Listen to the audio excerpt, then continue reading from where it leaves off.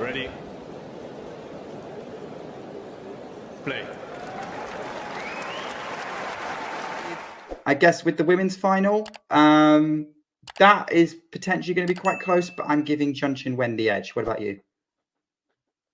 Yeah, I mean, she's going to get the day off, which is very crucial because, of course, when she was playing Iga, she was coming off 2 consecutive free-setters, 3-hour free-setters even. So I think the day off is pretty crucial. Vekic should also be pretty well rested despite playing much later in the day. Obviously, she crushed Schmidlova. I don't know. I mean, Qinwen is just kind of the higher quality player, better clay courter as well. That's also a thing. Definitely more variety in her game, kind of just ability to adjust off the baseline, which Vekic is just kind of maybe more simpler as a player, just a very good aggressive ball striker. Yeah, I think if Qinwen executes her game right, she should be getting this done. But of course, yeah, nerves will be high for both players. Probably Qinwen is the one who you would trust more mentally, despite being much younger. I mean, it's not like Donna has been in occasions like this before. And actually, when she had chances to get into occasions like this, usually she faltered, like at Wimbledon this year. If you enjoyed this video, make sure you hit that like button. Don't forget to subscribe and click that notification bell so you don't miss out on all things tennis.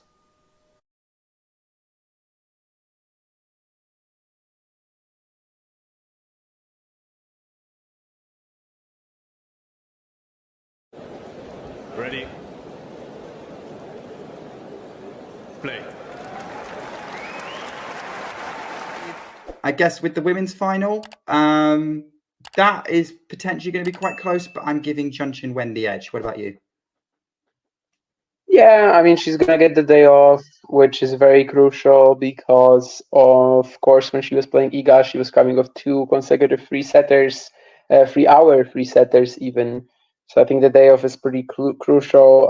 Vekic should also be pretty well rested despite playing much later in the day. Obviously, she crushed Schmidlova. I don't know. I mean, Qinwen is just kind of the higher quality player, better clay courter as well. That's also a thing. Definitely more variety in her game, kind of just ability to adjust off the baseline, which Vekic is just kind of maybe more simpler as a player, just a very good aggressive ball striker. Yeah, I think if Qinwen executes her game right, she should be getting this done. But of course, yeah, nerves will be high for both players. Probably Qinwen is the one who you would trust more mentally, despite being much younger. I mean, it's not like Donna has been in occasions like this before. And actually, when she had chances to get into occasions like this, usually she faltered, like at Wimbledon this year. If you enjoyed this video, make sure you hit that like button. Don't forget to subscribe and click that notification bell so you don't miss out on all things tennis.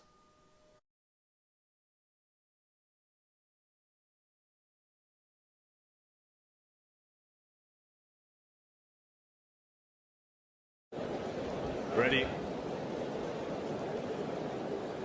Play. I guess with the women's final, that is potentially going to be quite close, but I'm giving Qinwen Zheng the edge. What about you? Yeah, I mean, she's going to get the day off, which is very crucial because, of course, when she was playing Iga, she was coming off 2 consecutive free-setters, 3-hour free-setters even.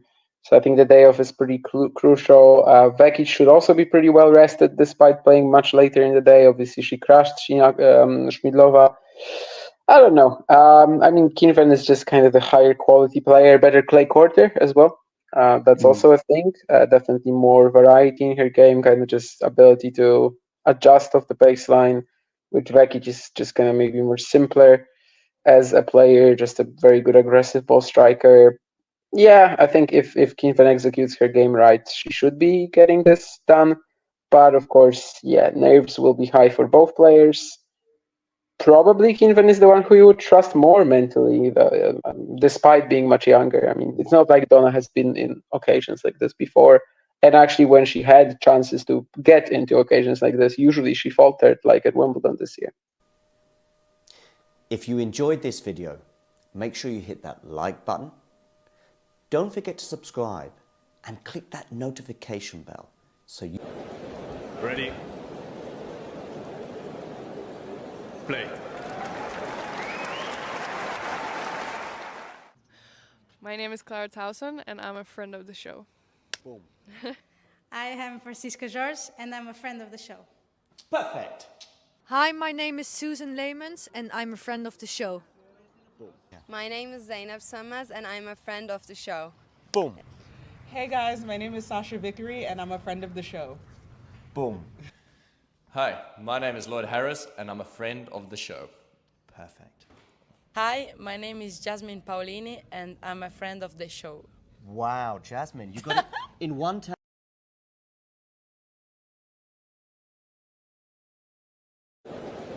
Ready? Play. My name is Clara Towson, and I'm a friend of the show. Boom. I am Francisca George, and I'm a friend of the show. Perfect. Hi, my name is Susan Leemans, and I'm a friend of the show. My name is Zainab Sammaz, and I'm a friend of the show. Boom. Hey guys, my name is Sasha Vickery, and I'm a friend of the show. Boom. Hi, my name is Lloyd Harris, and I'm a friend of the show. Perfect. Hi, my name is Jasmine Paolini, and I'm a friend of the show. Wow, Jasmine, you got it in one time.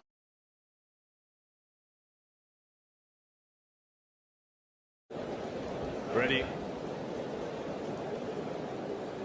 Play. My name is Clara Towson, and I'm a friend of the show. Boom. I am Francisca George, and I'm a friend of the show. Perfect.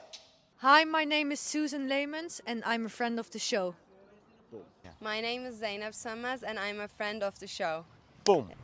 Hey guys, my name is Sasha Vickery, and I'm a friend of the show. Boom. Hi, my name is Lloyd Harris, and I'm a friend of the show. Perfect. Hi, my name is Jasmine Paolini, and I'm a friend of the show. Wow, Jasmine, you got it in one time.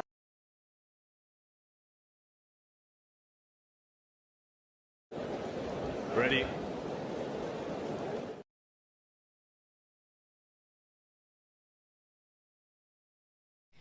Thanks for tuning into this watch along. While there's a break in play, here's a reminder to hit the like button, subscribe and click that notification bell. Your support helps to keep the channel going. While we're here, you can now become a member to enjoy perks including badges for the live chat, but also bonus material such as interviews with top players from both ATP and WTA tours. The membership link is pinned in the live chat. You can also follow us on Twitter, Facebook and Instagram. So whether it be serves or volleys, forehands or backhands, serve bots or drop shots, we've got you covered, whether that be via our website, talking-tennis.com, where you can read features and interviews from our top writers. Or if you prefer us in audio form, you can subscribe to our podcast on Apple, Amazon or Spotify or wherever you get your podcasts from. Remember, we offer you wall-to-wall coverage via our regular watch-alongs, magazine shows such as Nick's WTA Weekly or Damien and Mario's ATP version. Plus, we deliver top content from people on the ground, actually at the tournaments, so you get even nearer to the action. So, what are you waiting for? Hit that subscribe button so you don't miss out on all things tennis. Thanks for tuning into this watch-along. While there's a break in play, here's a reminder to hit the like button, subscribe and click that notification.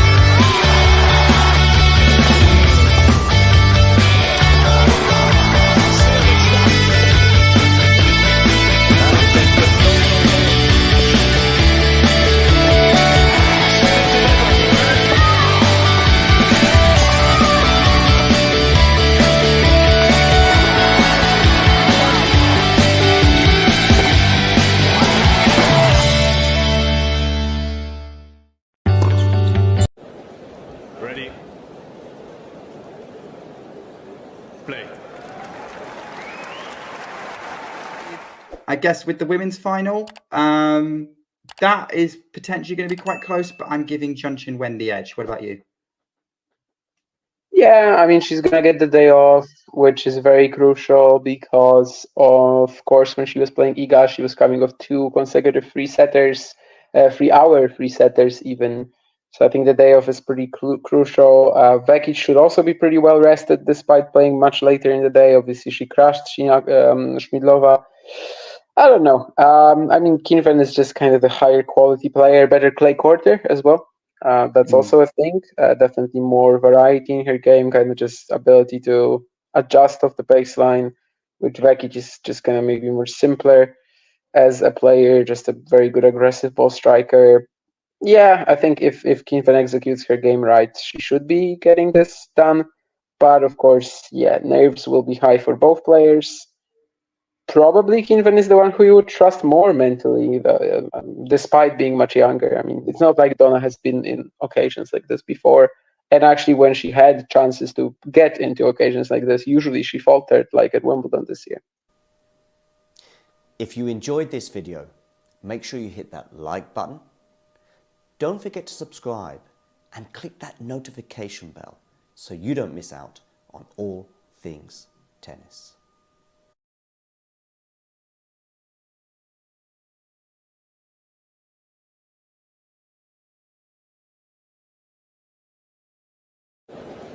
Ready? Play. I guess with the women's final, that is potentially going to be quite close, but I'm giving Qinwen the edge. What about you? Yeah, I mean, she's gonna get the day off, which is very crucial because, of course, when she was playing Iga, she was coming off 2 consecutive free-setters, 3-hour free-setters even. So I think the day off is pretty crucial. Vekic should also be pretty well rested despite playing much later in the day. Obviously, she crushed Schmidlova. I don't know. I mean, Qinwen is just kind of the higher quality player, better clay courter as well. That's also a thing. Definitely more variety in her game, kind of just ability to adjust off the baseline, which Vekic is just kind of maybe more simpler as a player, just a very good aggressive ball striker. Yeah, I think if Qinwen executes her game right, she should be getting this done. But of course, yeah, nerves will be high for both players. Probably Qinwen is the one who you would trust more mentally, despite being much younger. I mean, it's not like Donna has been in occasions like this before. And actually, when she had chances to get into occasions like this, usually she faltered, like at Wimbledon this year. If you enjoyed this video, make sure you hit that like button. Don't forget to subscribe and click that notification bell so you don't miss out on all things tennis.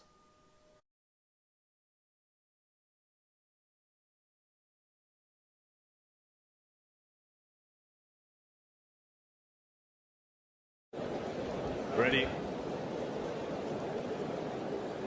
Play. I guess with the women's final, that is potentially going to be quite close, but I'm giving Qinwen the edge. What about you? Yeah, I mean, she's gonna get the day off, which is very crucial because, of course, when she was playing Iga, she was coming off 2 consecutive free-setters, 3-hour free-setters even. So I think the day off is pretty crucial. Vekic should also be pretty well rested despite playing much later in the day. Obviously, she crushed Schmidlova. I don't know. I mean, Qinwen is just kind of the higher quality player, better clay courter as well. That's also a thing. Definitely more variety in her game, kind of just ability to adjust off the baseline, which Vekic is just kind of maybe more simpler as a player, just a very good aggressive ball striker. Yeah, I think if Qinwen executes her game right, she should be getting this done. But of course, yeah, nerves will be high for both players. Probably Qinwen is the one who you would trust more mentally, despite being much younger. I mean, it's not like Donna has been in occasions like this before. And actually, when she had chances to get into occasions like this, usually she faltered, like at Wimbledon this year. If you enjoyed this video, make sure you hit that like button. Don't forget to subscribe and click that notification bell so you don't miss out on all things tennis. Ready? Play. I want one more thing from you, Francisca. Can you look at the camera and I want you to say, I am Francisco Jorge and I am a friend of the show. Can you try it? I am Francisca Jorge, and I'm a friend. Wait. Go. It's okay. I'm Francisca Jorge, and I'm a fan of the show. One more time. Can you say, I'm a friend of the show? Friend. Like amigo. Friend. A friend. So, because we joke, we have players come on all the time, they have no idea, but after they've been on, we say, oh, Yelena Ostapenko is a friend of the show. She has no idea. But so if we get you to say, I am Francisca Jorge, or how you say your name, and I am Francisca Jorge, and I'm a friend of the show. Perfect. Thanks, Francisca. Just want you to do me one more thing. I want you to hold the microphone.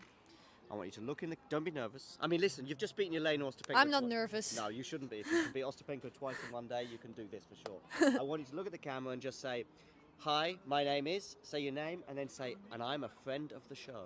Friend of the show? Yeah? Okay. Hi, my name is Susan, and I'm a friend of the show. Say your whole name for me. That's the only thing I want. Sorry. Surname too. No, you're doing great. You're doing cutting, great. huh? Yeah, I'll cut it up. Don't worry. Yeah. Hi, my name is Susan Leemans, and I'm a friend of the show. Cool. Thank you very much, Susan. You're welcome. Good luck for the rest of the tournament. And I will tag you on Instagram, and you can reject. I do have one more tiny thing, which is I want you to look into the camera. Yeah. I want you to say your name. Yes. And I want you to say, I am a friend of the show. I'm a friend of the show. Okay. Perfect, yeah. My name is Zeynep Sönmez and I'm a friend of the show. Boom. Yes. Okay. Thank you so much.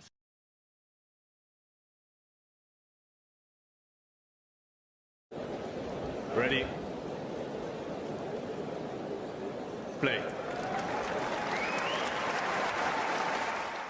I want one more thing from you, Francisca. Can you look at the camera? And I want you to say, I am Francisco Jorge, and I am a friend of the show. Can you try it? I am Francisca Jorge, and I'm a friend. I'm a wait. Go. It's okay. I'm Francisca Jorge, and I'm a fan of the show. One more time. Can you say, I'm a friend of the show? Friend. Like amigo. Friend. A friend. So, because we joke, we have players come on all the time, they have no idea, but after they've been on, we say, oh, Elena Ostapenko is a friend of the show. She has no idea. But so if we get you to say, I am Francisca Jorge, or how you say your name, and I am Francisca Jorge, and I'm a friend of the show. Perfect.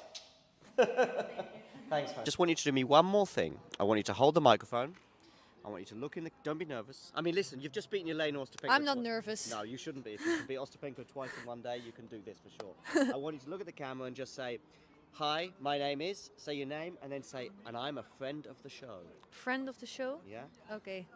Hi, my name is Susan, and I'm a friend of the show. Say your whole name for me. That's the only thing I want. Sorry. Surname too. No, you're doing great. You're doing cutting, great. huh? Yeah, I'll cut it up. Don't worry. Yeah. Hi, my name is Susan Leemans, and I'm a friend of the show. Cool.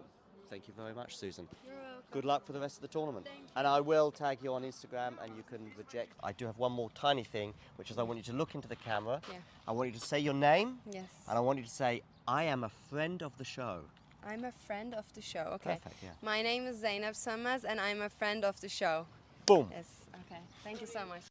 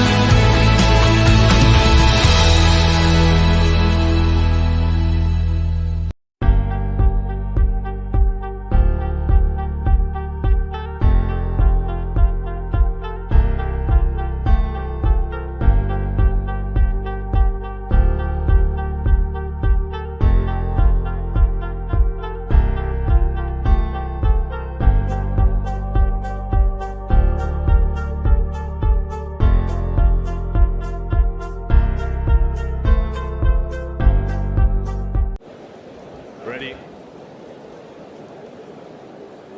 Play.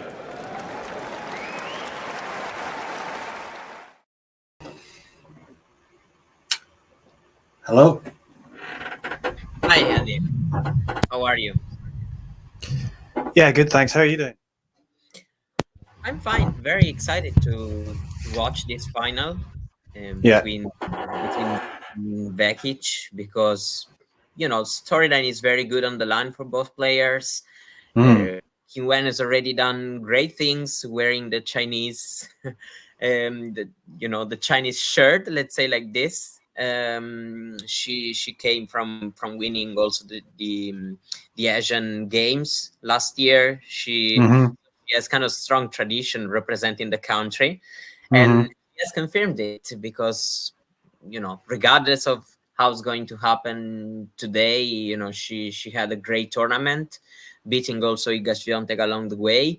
And Vekic also, I mean, very, you know, for both would be without any doubt the biggest joy of their career. It probably already is, I don't know, winning a silver medal, but, you know, with a gold on the line, it's fantastic. Yeah, and it's, I mean, yeah, for both of them, it's absolutely huge for them if they were to win it. Yeah, especially I think though, I mean, for Zheng, to do this for her country, I mean, I think, you know, in China, they put great importance on the Olympics and these kind of events. She's already made history by getting to the final, first Chinese woman to do that. And then also just the fact that, yeah, I think, yeah, she'll be the first Asian player as well, I think, if she wins a gold medal, to do that in the singles. Yeah, there was a Chinese pair that won the doubles, women's doubles, back in Athens, 2004. Yeah, but she'd be the first Chinese and the first Asian player to do it in singles. And then also, yeah, for Vekic, I mean, I think this is the first final that she's made on clay at a professional tournament since, like, well, yeah, certainly in tour level, right? Yeah, so I mean, obviously to do it here in the way, you know, she obviously beat Coco Gauff, and she's had a good tournament. So it's, yeah, it would be really amazing if she managed to do it. But big expectation on Zheng as well. But I mean, she's come through some difficult matches, you know, long ones, 3-setters, over 3 hours, and then obviously she got it done in straight sets against Iga. Yeah, it's going to be interesting to see, because perhaps Zheng, unlike that last match, she's going to be in this one probably a bit of a favorite, right? Wouldn't you say? Yeah, I think the same. I wanted to ask you, because I probably think like you can answer to this better than me. And I wanted to ask you, we usually think that players from smaller countries feel kind of less pressure, a bigger pressure, sorry, than players from, you know, coming from countries who already won, like, I don't know, 30, 35 medals in the games before a match like this. But I still think that for Chinese players, it's very different than maybe, you know, from somebody coming from the United States, for example, at least in tennis. So how much pressure do you think, you know, Zheng will feel, you know, in order to bring the gold also to her country, given that she has mentioned that a lot of times during the last, you know, the last week spent here? Yeah, I mean, I think the pressure is real. I mean, although China's a big country, and yeah, there'll be many medals at this Olympics. In tennis, it's obviously a different story in the sense that, I mean, we've only had one slam winner. We had Li Na, but we obviously, for Zheng, this is going to be a big moment for her, for herself, for her country, but also, yeah, for tennis in China. It's going to make big news. I mean, I imagine that she'd already, I'm not in China, but I'd imagine she's already been getting a lot of attention just from the fact that she's beaten Iga first time in this manner, and she's going to have a chance to win the gold medal. So yeah, it's going to be huge for her. But at the same time, you know, pressure isn't necessarily always a bad thing. I mean, sure. I think she's obviously done really well so far. She won the Asian Games. Okay, maybe she was expected to do that, but she performed well. And then, yeah, here and obviously getting the biggest win of her career, you would say, against Iga. Yeah. I was quite impressed, to be honest. And going into that match, a lot of people were kind of just saying that it's going to be just expecting Iga to win again. Obviously, it didn't quite turn out like that. But when I watched the previous matches, She came through Yeah. some difficult ones. She was down a set, and I felt like watching it that she handled it quite well mentally, because she had to come back from down a break as well in that final set against Kerber, and I felt like she stayed calm. And it was interesting to hear her talk like after the match against Iga, how she, you know, just that she was trying to, let's say, just be a bit more patient in some of the rallies, but also just, it seemed like she'd worked out in terms of like, because in the previous matches she talked about, yeah, she was obviously hitting way more winners than Iga, but also making too many errors. But this time she seemed to get the balance just right. I mean, it wasn't like she was holding back completely. She did take her chances, especially in that first set when she was, she was definitely stepping in, hitting winners when she could. But but obviously this is a slightly different match. Here they are coming out onto the court now. It's going to be interesting to see, just if she can bring that again in this final. I think she will. But maybe for Donna, I mean, I'm not sure what you think. Like, do you think that she's going to maybe feel a bit of pressure as well? I mean, she's already had a brilliant tournament. I don't know what you're thinking. I mean, for me, at this point, it also becomes a bit personal, meaning that, you know, you have already secured the medal, first of all, to your country. You know, the worst it can happen, you still have brought the silver, which is very different from a gold, that's for sure. But, you know, for someone like Vekic especially, which is, you know, she is 28 and she hasn't had many chances. This is her first final in a big tournament in her career. She was very close at Wimbledon, but she didn't manage to do. She never done it even in 1,000 tournaments. So I feel like, especially for her, that she's, you know, she's older, but I'm pretty sure also for Qinwen, at, you know, in this match there is of course the country, but there is also yourself, and you know, the pressure you put yourself to get to win a big title. And I'm pretty sure that, I don't know, we were talking about Vekic, so focusing on her, I'm pretty sure she, you know, she would really feel like, regardless of my opponent, who she is, how well she can play, how well she's doing, this is a big chance for me to, you know, to give my career another kind of, you know, another kind of meaning. It's a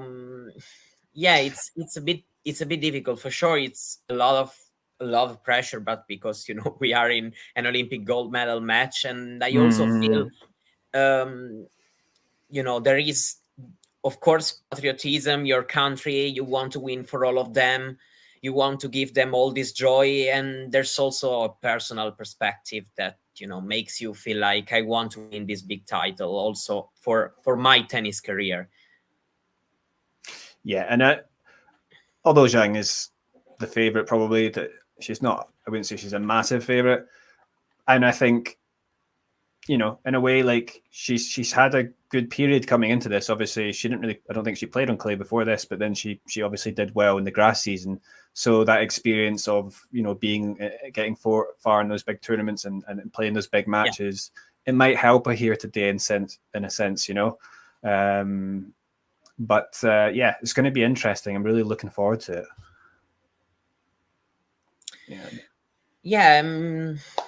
I don't know. I feel like also in sports, these are, you know, I really like, we have watched already some finals who have assigned, you know, medals in mixed doubles and also in the men's doubles. And, you know, I really like the feeling of having a medal on the line. It's a totally different thing that, you know, the other tournaments. It's, you know, the emotions, the feelings that the players feel, and it's very, very, you know, and I'm expecting in singles to see this even more, as we've seen in the previous Olympics. And I don't know, I really like this atmosphere that, you know, tennis is able to create, all the other sports are able to create in the Olympic Games. And so I'm really looking forward. I feel like in a match like this, even if we have a favorite, in my opinion, I wouldn't say big favorite or something like this, because, you know, I feel like margins can Ken Slyton also, playing for a gold medal. Mhm. So I actually am expecting a close one. I will be a bit disappointed if it's a one-sided match for either of the two players.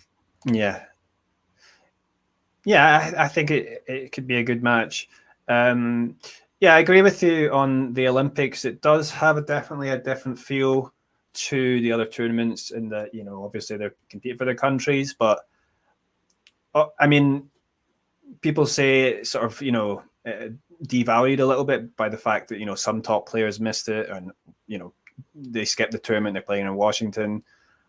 Having said that, but it's obvious that when you actually watch this, that the players that are there, for the most part, are taking it very seriously, and I imagine that just the feeling of being and competing, being there in the village, and just being around that, it does feel special. And obviously, you have that medal. If you get a medal, then you've got that, and that's something that even people that don't follow tennis particularly closely, if you tell them you've got a medal, they're going to be pretty impressed with that. So yeah, it's got a certain significance that some of the other tournaments on ATP and WTA do not have. So yeah, pretty exciting for both these players, and yeah, they're just still warming up now, but yeah, hopefully. Yeah, for sure. Then you really feel like you really feel it, that it's this way also for all the people in your country. Me too. For example, I'm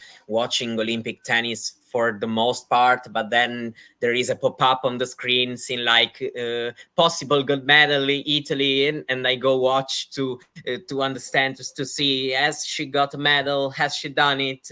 And so I feel like, of course they are aware that also a lot of maybe non-tennis fans will be watching back home, this match, supporting them. So yeah, I mean, if we also see read some quotes that previous Olympic champions have shared with us in the past, you really get how special it is.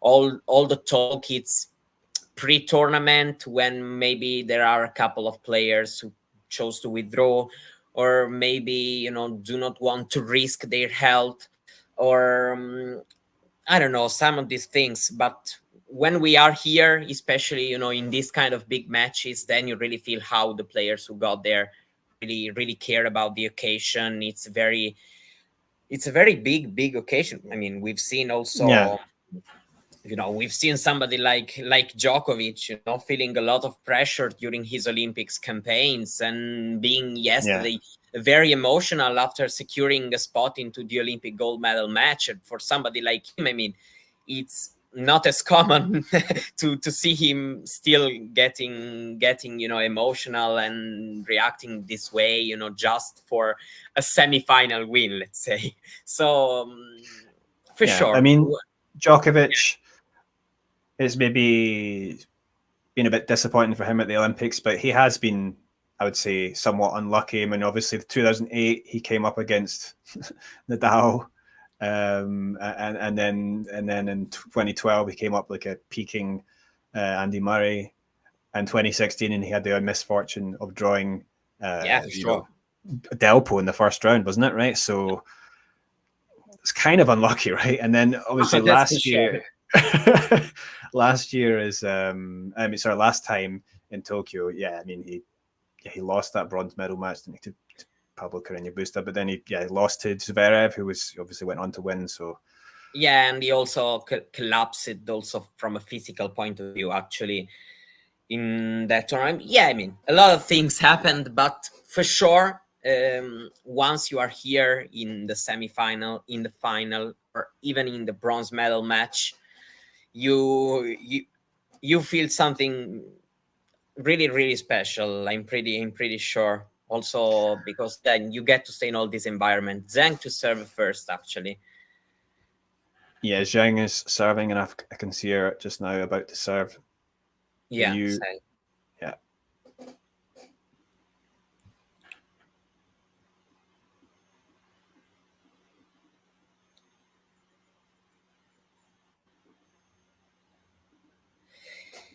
Yeah, the serve can be very important, of course. as it's been, for example, against Iga, especially late in the second serve when she was serving to recover the double break. And also, you know, from that point of view, I remember her serving really well, especially clutch, maybe more than, you know, than the percentage in itself. But she really served well in some important moments, and you know, she has this weapon and she has to use it. That's for sure. Yeah, it's always a big thing for her, the serve. When she gets it in, well, she's winning the majority of those points. You know, sometimes the vast majority. So yeah, the second serve is still not. So the difference between the first and the second is still not as the level she'd like it, but yeah, but we'll see how it goes here. Yeah, she did well against Iga. Yeah, also, I mean, she also plays a lot of second serves usually. Her percentage is not the best in terms of how many first serves she gets in.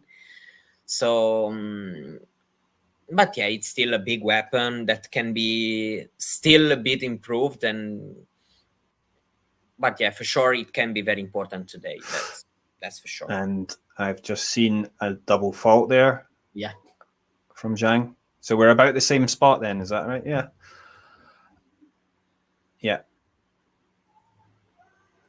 And of course, Vekic can take advantage for sure if there's a soft second serve coming in. Yeah, I definitely feel Vekic needs to dictate a rally, at least try to do so. Qinwen has really impressed me with the ability to defend the court really well. In the final part of the match against Kerber, she was defending at a very, very high level, and also against Iga, she done pretty well, in my opinion. So I feel like in long rallies, she should be probably the favorite, and Vekic will try to shorten the point.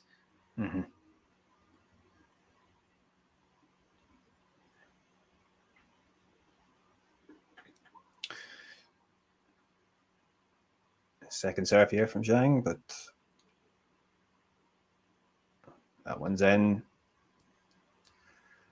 Okay, so forehand, backhand from Vekic, forehand from Zheng is still sponsored by. It's the first time I actually noticed it.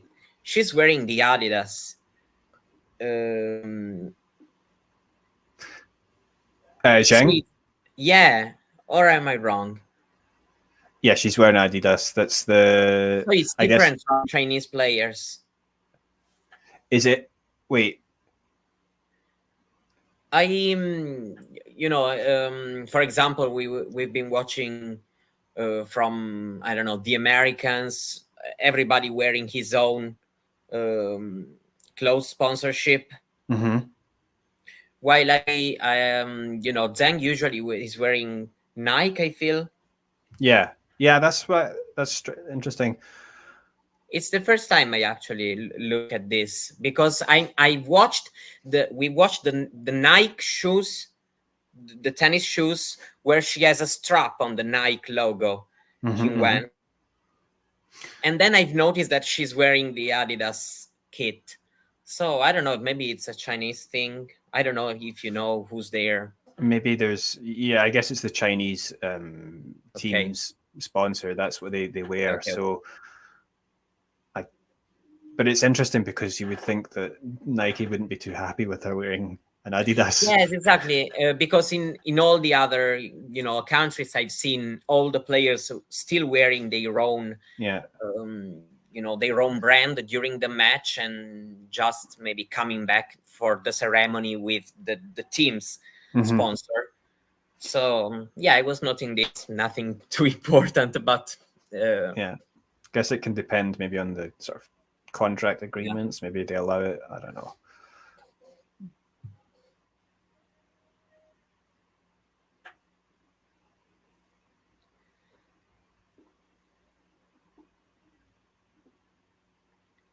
Oh, so that was the lob up from Zheng, and Vekic sends that smash long. So Yeah, and that's probably one she should have made. She had plenty of time.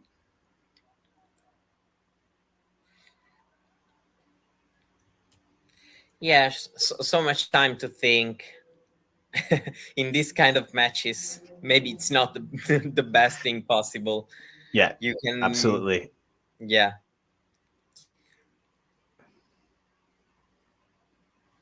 Yeah.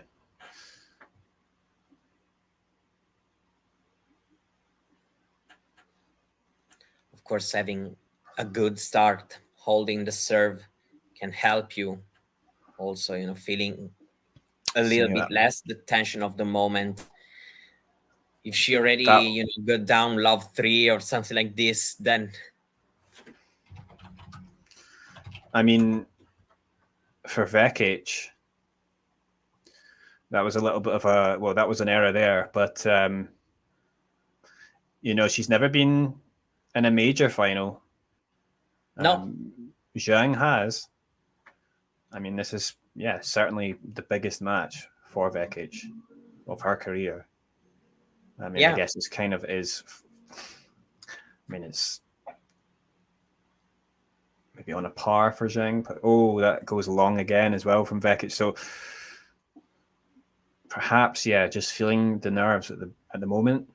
Yeah, we've seen after the previous point where she has already done a little gesture out of frustration with the ball. So she's definitely not calm, and this is reflecting on her game actually. And this is so that was okay. And another little error there. And of course, a lot of Chinese fans, as you'd expect, are happy. yeah, they're happy. Understandable. Yeah, so not the best start possible for Vekic. For Vekic, yeah. And the thing is, though, if Zhang can come out with like a very good serving performance, it's going to be very difficult for Vekic to get back into this. So Vekic has got to be really on it, I think. Let's see.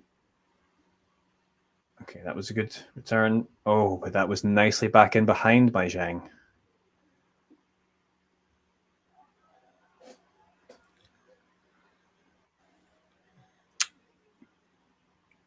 Yeah, she's definitely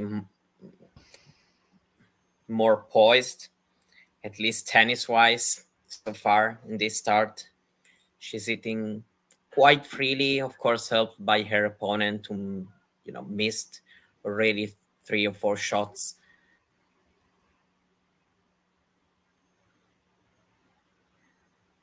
Ooh.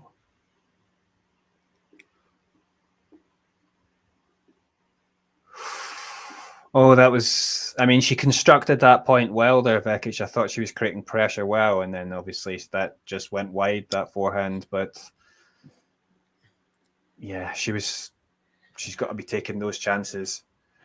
Yeah, for sure.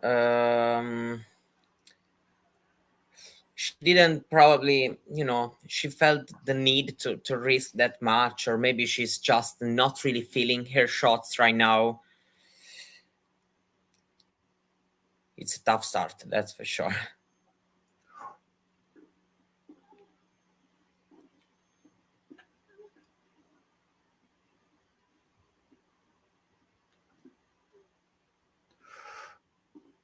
Okay. Finally an error from Zhang. She just tried to get out of the rally. Maybe it was not the best idea, but it's also understandable. So yeah, she's got a great backhand, especially up the line. Oh yeah, she hit some incredible ones against Iga in the semifinal. Yeah. And I think, and it wasn't always like she had to make a winner, but she was just getting those backhands, hitting them hard and deep, and that could win her the point sometimes. So they are talking about the coaches. And yes, so I think it was Zhang had Osaka's coach, and then she was already working before with Pereriba, which is her current coach, and then they parted ways. She brought Wim Fissette, who was Osaka's previous coach, and then when Osaka announced that she was coming back, she was about to come back to the tour, Fissette left her to, be back coaching Osaka, and then Qinwen decided to also be back with Pereriba, who is currently her coach. And this all happened more or less in the post-US Open weeks last year. Yeah, and of course her coach, Zhang's coach, she was a coach of Coco Golf, right? Or he was, yeah.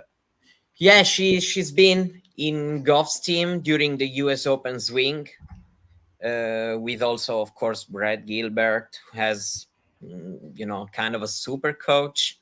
So yeah, they've had a lot of changes altogether. But yeah, right now, basically, Zheng he's working with the coach she's had since she had the real breakthrough on the main tour. Yeah, she's certainly done well since then.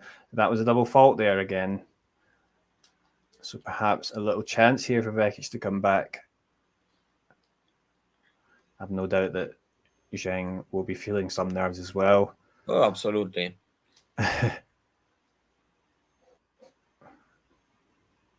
it's about who handles it better.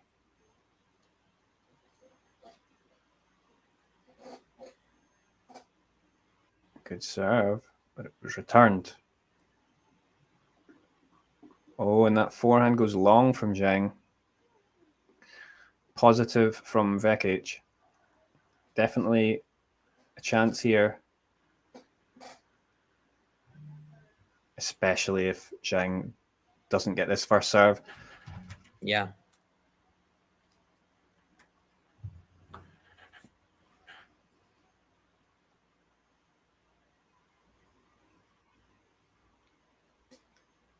Breakpoint was not in the air until a couple of minutes ago. Yeah, and it will be a second serve.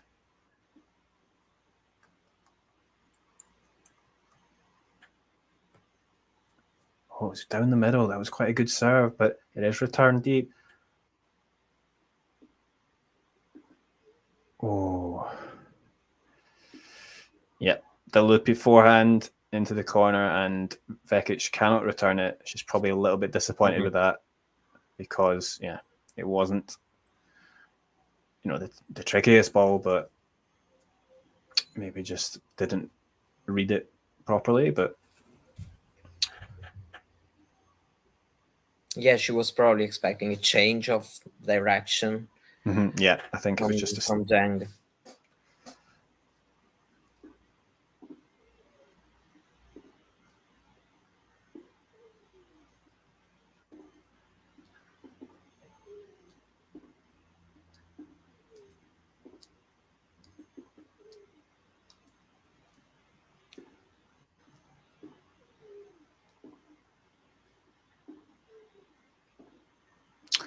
Well, Vekic right now is trying, she's not feeling her shots probably very well. So she's trying to make Zheng play more and more. In this rally, she hasn't taken big risks. But yeah, she's been rewarded. Yep, and just staying solid there, and the error eventually coming from Zheng.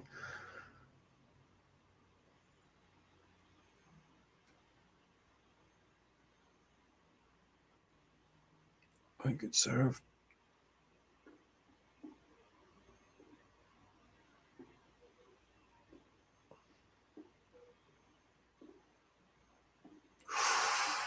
Oh, it was a nice idea to go back up that side. This is a bad mistake, actually. Yeah, she should be making it, but It was such a key point. I mean, these moments can make a big difference. You're only going to get so many, right? And it can make you might look back on it later thinking, I should have taken that. Yeah, absolutely, because then you have to serve again, love 3 down. I mean, not an easy situation for sure. She would prefer to serve being, being back on serve in the set. So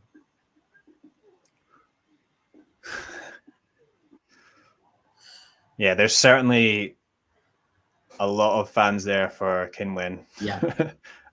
Big roar there when she put away that volley. And that was well taken, actually.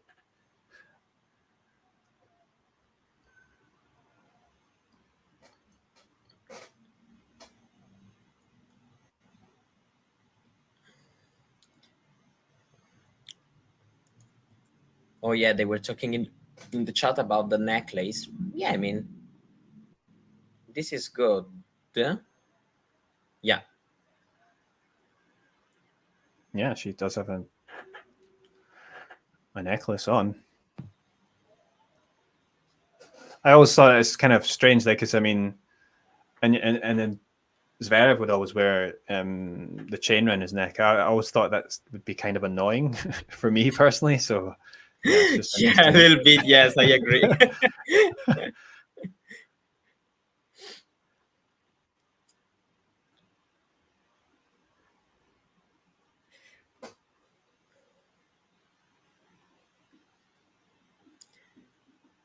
Very important point. And that's decent 1-2 from Zhang. So she now has a chance. Can she take this game point? I mean, it's been a few come and gone now.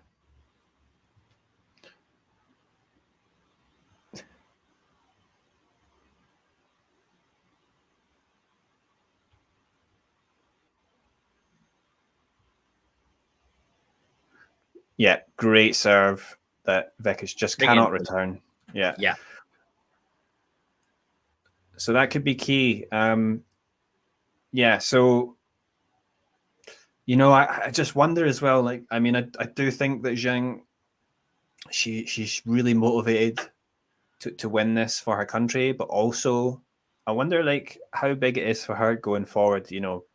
For the rest of the year and next year. Just the fact that she managed to get that victory over Iga, because I mean, especially if she wins here, more so if she wins this match. But like, I feel like there's been a lot of expectation on her for a long time, and she's not quite sort of showing it when it comes to the elite players. But obviously, getting that win this time, is that going to help her maybe going forward to step up? She's still fairly young. Yeah, because there was this on her Australian Open run. There was kind of this, judgment of her run not being the most difficult possible one en route to a major final, and then not being very competitive in the final against Sabalenka. So probably in the moment, it didn't feel as huge as a Grand Slam final probably should.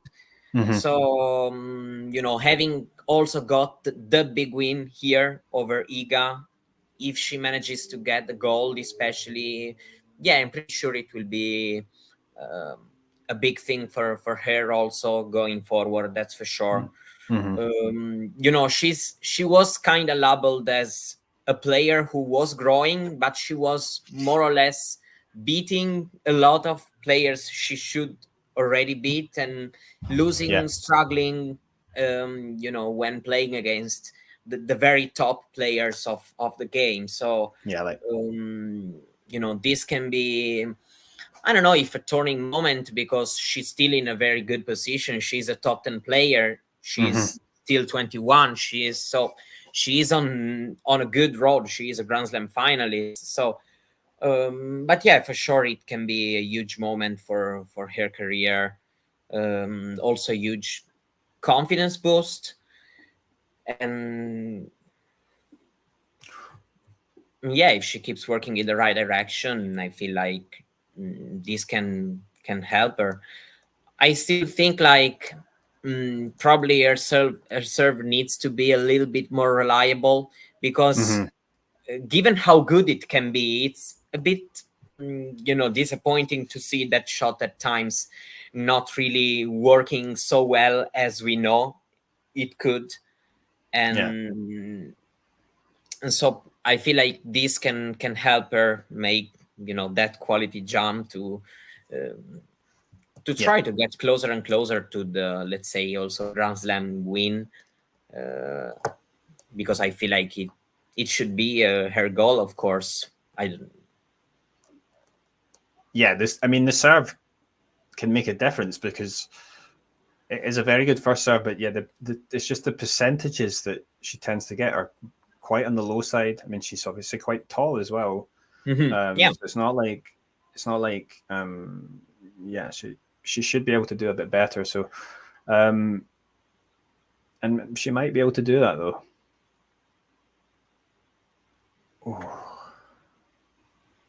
That was the first serve quite far along from Vekic, but she has played this set well.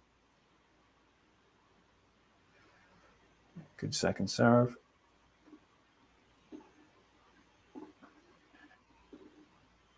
And that forehand error long from Zheng. So that was a good game.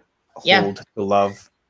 She, kind of entered into the match with the previous game where she tried to broke back, and even if she lost that game, here played a good one. So she's moving the score, and let's see if this can help her try to play and hit more freely going forward in the set and in the match.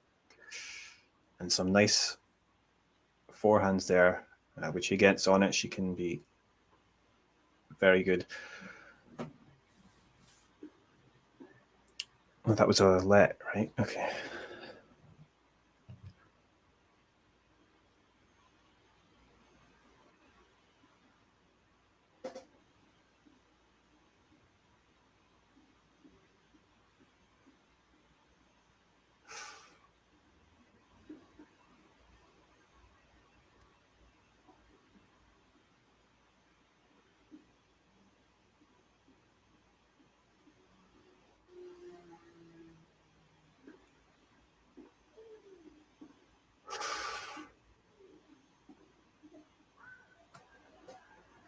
Yeah, going for it there, Zhang, but it goes wide, and there's been a few errors now that I'm just wondering if she's feeling it a little bit, but this is a good period of play for Vekic. There is a funny question on the chat. Is Shapo the only player to be defaulted twice? Actually not.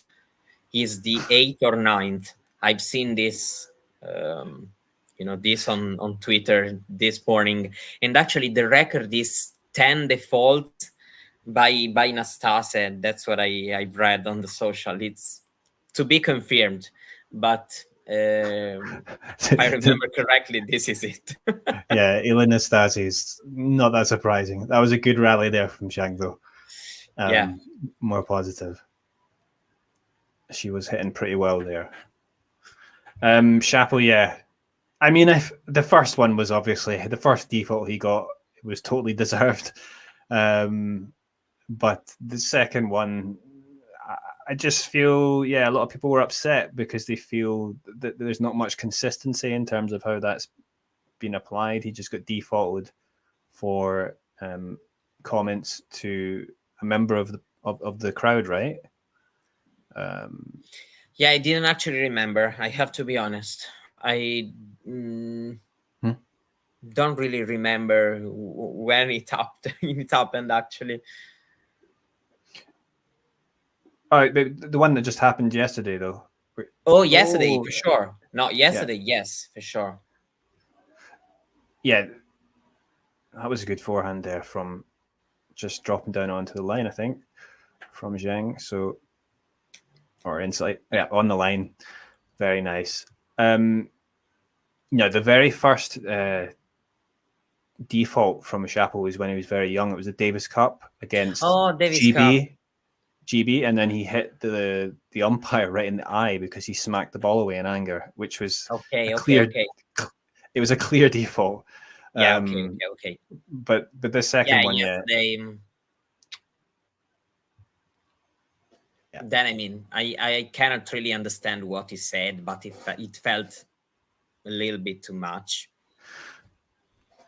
considering also that he's going to lose everything, on the weekend, even if there can be chances that he appeals and wins. So yeah, I mean, he'd already had a warning, so if he got he would have lost the match. He would have got a point penalty if they'd just done that, because it was on match point. But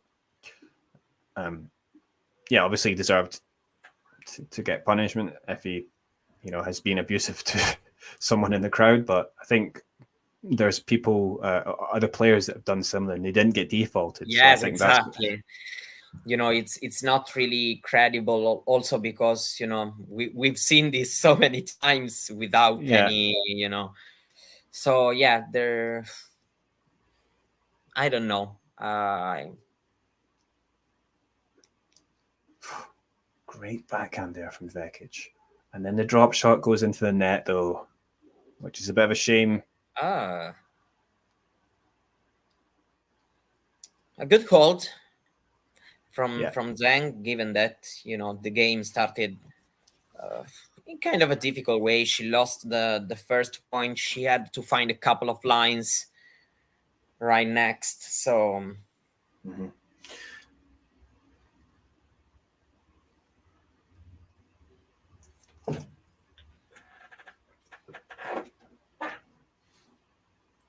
it feels like watching these first games. I mean, of course, I still think that Vekic can be closer than this right now. But the feeling is that Qinwen has more ways to get out of some troubles or also to feel less pressure during the points. So and she's more comfortable on this surface, and I think her game works a little bit better here, so she'll be feeling a little bit more comfortable as well in that respect. But I don't think Vekic has done bad. It's just she's been making a few opportunities, she just hasn't quite executed. So but probably you're right when saying that on another surface, Vekic would probably be more able to rush Zheng a little bit more. I don't know. I'm think like if this is played at Wimbledon, for example, given also both records on grass, I would probably say that Vekic would be the favorite. Here, it seems tricky for Vekic to trouble that much Zheng during the rally. Then, of course, she's been created some opportunities, but yeah, let's see.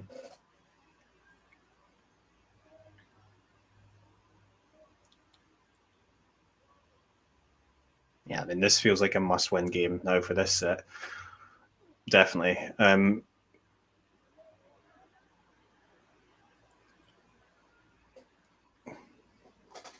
But just got to hold on Vekic so that she can create a little bit of pressure for Zheng when she's serving.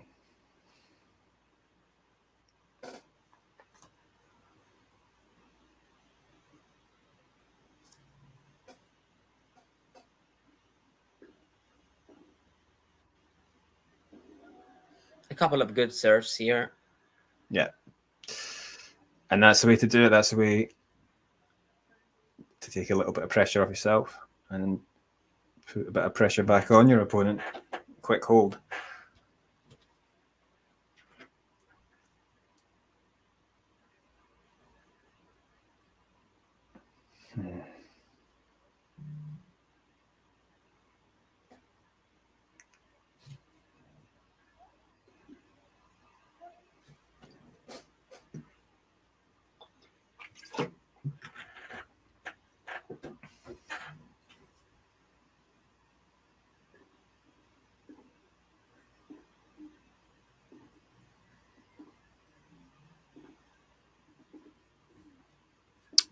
Yeah. Very, very well built point. Yeah, when she gets into position, she's just got that extra power that allows her to do that. And this is going to be this is key. actually her biggest quality. I think she can, really play that kind of aggressive with margin tennis. I feel it's her best quality, actually, because we mentioned the serve, but it's still a bit of ups and downs. Doing this, she is very, very good.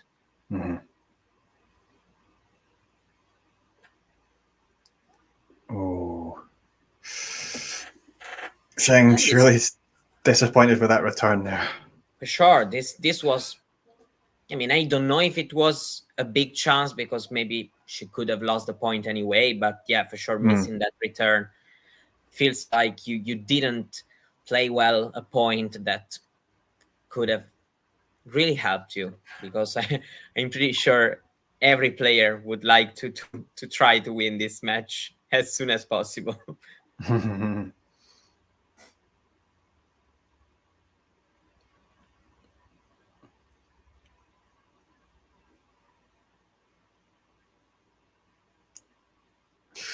Yeah, really going for that return, but it goes wide from Zheng. So Vekic holds on, and let's see how Zheng can handle this now. A lot of red Chinese flags there. Yeah, they are everywhere in the stands. There is a Croatian flags. Then I've seen a couple of Brazilian flags.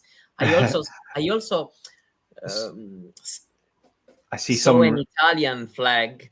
I mean, an Italian player is about to play actually later, so it makes sense.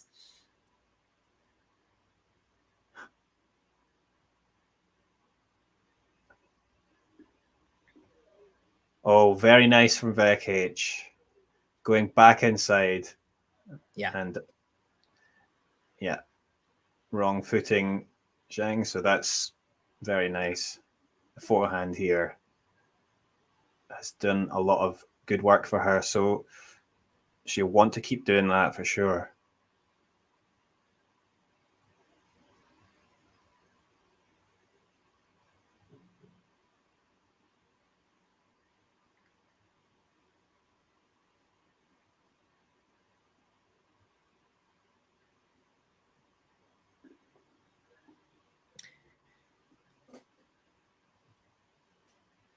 Musetti for the bronze, they write in the chat. I mean, can probably feel a slight favorite in the bronze medal match today. Yeah, I think.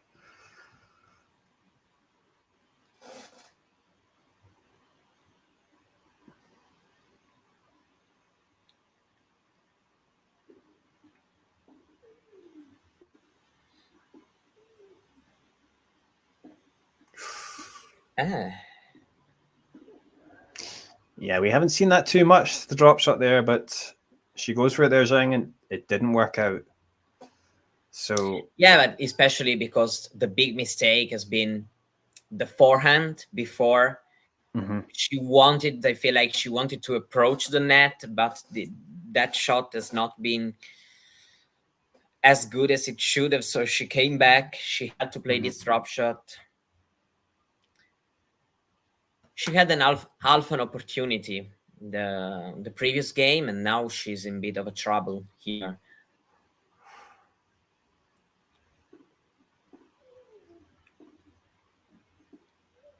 Oh.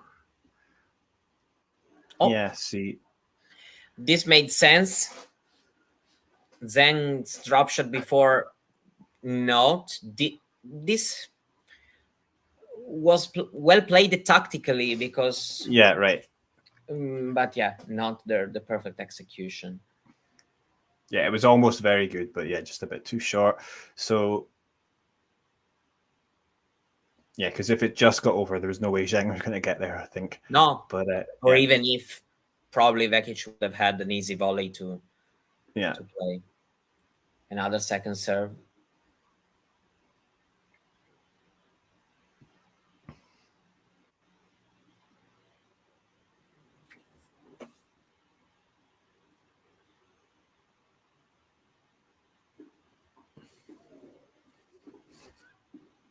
Yeah, going big on the forehand, but that's Not into the that backhand big, side. actually.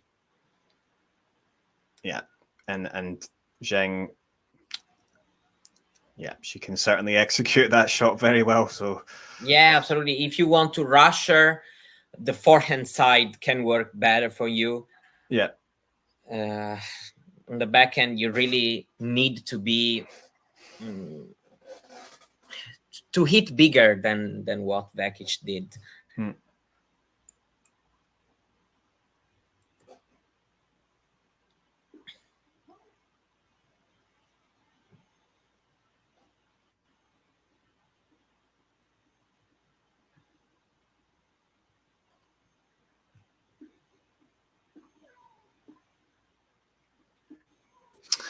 wow, yeah, that was better. She got that very deep, that forehand.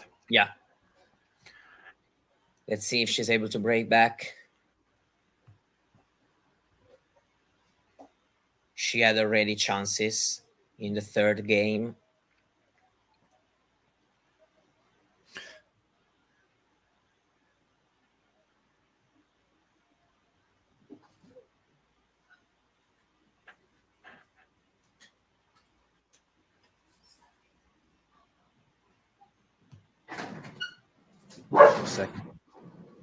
Second serve now from Zheng. It's break point for Vekic.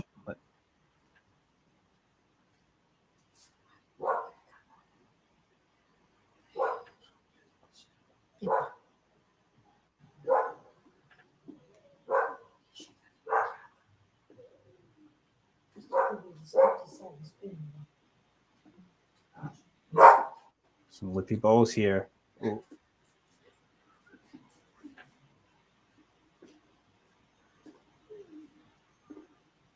Oh. Good.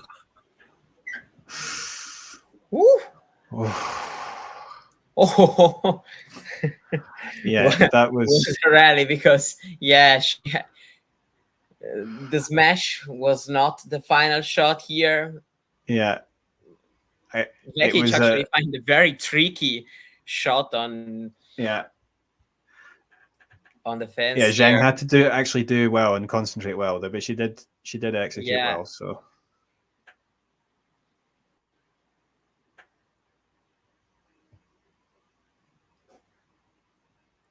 yeah, and that's a good first serve down the middle from Zheng. So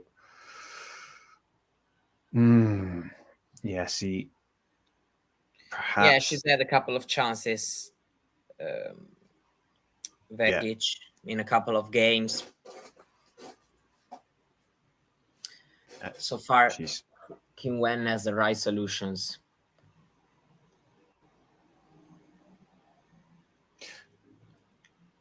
Well, I noticed there when it comes up, it says the serve speed, and then it's underneath it says reaction. I don't know what that. Yeah. Ooh. Very good here. Yeah,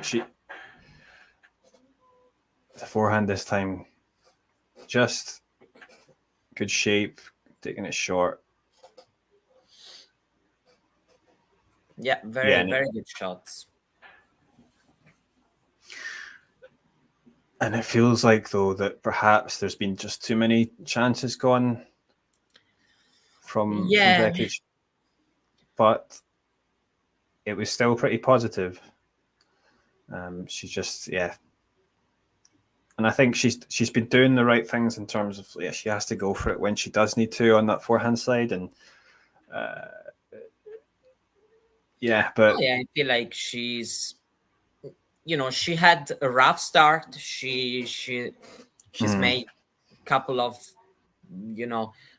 avoidable mistakes, especially when she got broken in the second game. After that, her level improved, but this is not enough. You know, we were talking about that mistake she would probably regret now when she had the chance of breaking back in the third game and she missed that forehand down the line. Yeah. And here, yeah, she's at a break point, but actually, you know, there's been a good serve from Zheng, so not much to regret about probably. So yeah, for sure, she now, you know, at the beginning you could feel that she was a little bit blocked by, for maybe too much tension, too much pressure. Right now it doesn't really feel like that, so that's for sure positive. But yeah, this set is now close to an end. Let's see if she will be able to come back. That was a good return there from Zheng, deep with the on the backhand side. She returned it deep, and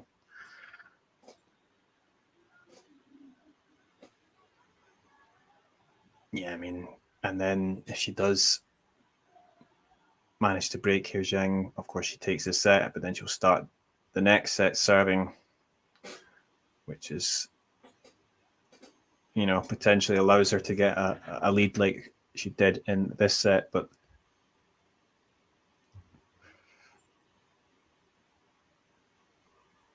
oh, yeah, that was great.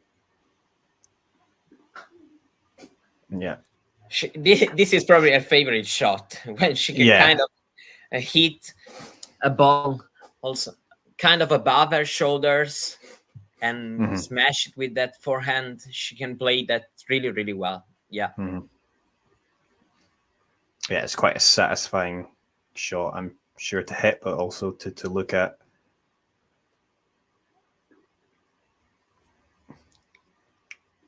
Important game, first of all, because you can make her going to serve to win the set, but also because even in the worst case, look at that drop shot.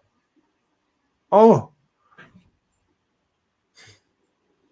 was Zheng? I thought the Zheng's ball might have been going long, but maybe I misjudged that. That's what I thought. Yeah, we need to see that again. I thought the drop shot was pretty good, and then this ball.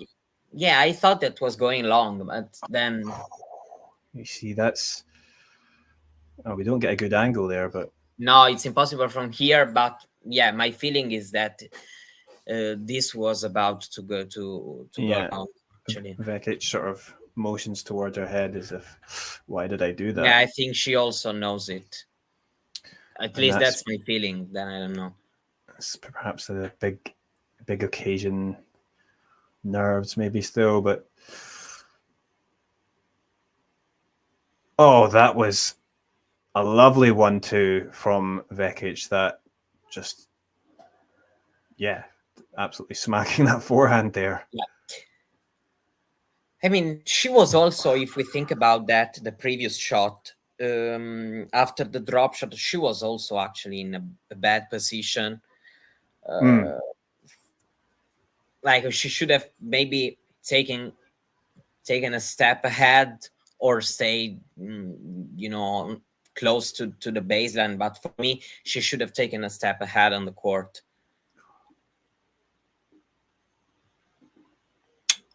But a little more of an extended exchange there, and Vekic comes out on top. She was hitting well in that rally.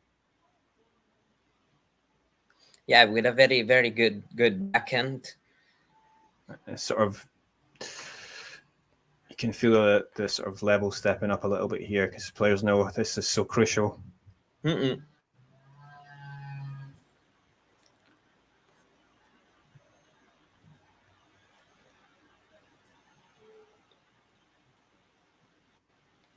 That's a good first serve, but the return was good from Zheng. But we've reset, and oh, Vekic going for the forehand inside out, but it goes wide and back to juice. So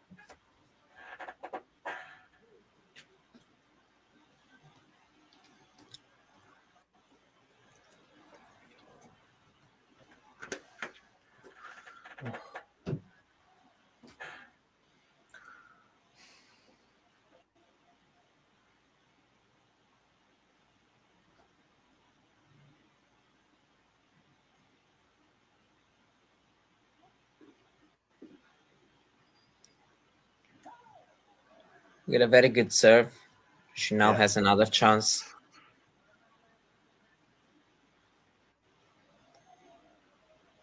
Yeah, so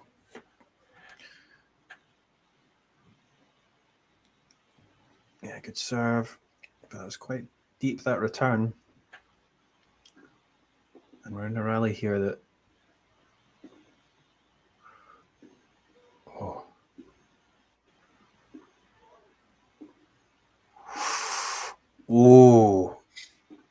I don't think she caught it quite right, Zheng, but that forehand, did it just dip onto the line?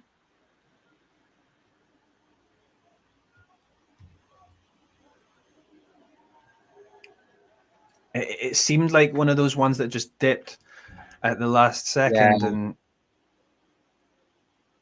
well, if that's the mark, it seems okay. I mean, let's see, we got a good replay. And that looks like it probably just caught the line, the outside of the line. But it's I don't know though. It's hard to tell there. So I can't really say, actually. Impossible for me to say. Yeah. But if it was Hawkeye, you wouldn't be surprised if it said, "Oh, it's 2 millimeters."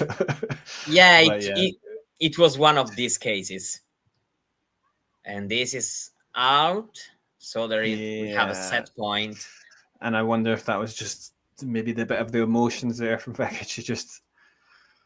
Yeah, she thought she was sure because she also gave her balls to the ball boy. Yeah, because she thought, you know, she had held her serve.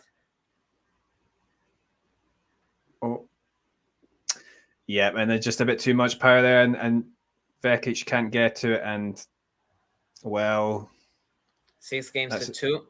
First set 6-2 now. I think it becomes very tricky because. Yeah, I won't say. Yeah, it's impossible for me to say. So, I mean, at first I was sure it was going out, but then it did just kind of dip, and I thought, maybe it's gonna, maybe it did just catch it. But yeah, we can't really say from here. We're gonna have to get a good replay, or I don't know what stream you're watching. I don't have a broadcast with commentary, or mine's just a no commentary feed, so I'm not getting any analysis here. No, I don't have commentary because, you know, also for the noise, you know, yeah, right. I'm on Eurosport on, you know, with the right. ambient sound, but even the ambient sound really, really low to not make you know, it disturbing. So only 3 winners for Vekic according to these stats. We have. Really? Yeah, they are just a little bit different from the ones we're seeing. Vekic, it says 3-12. Qinwen is 12-12 according to the Olympic official scoreboard. So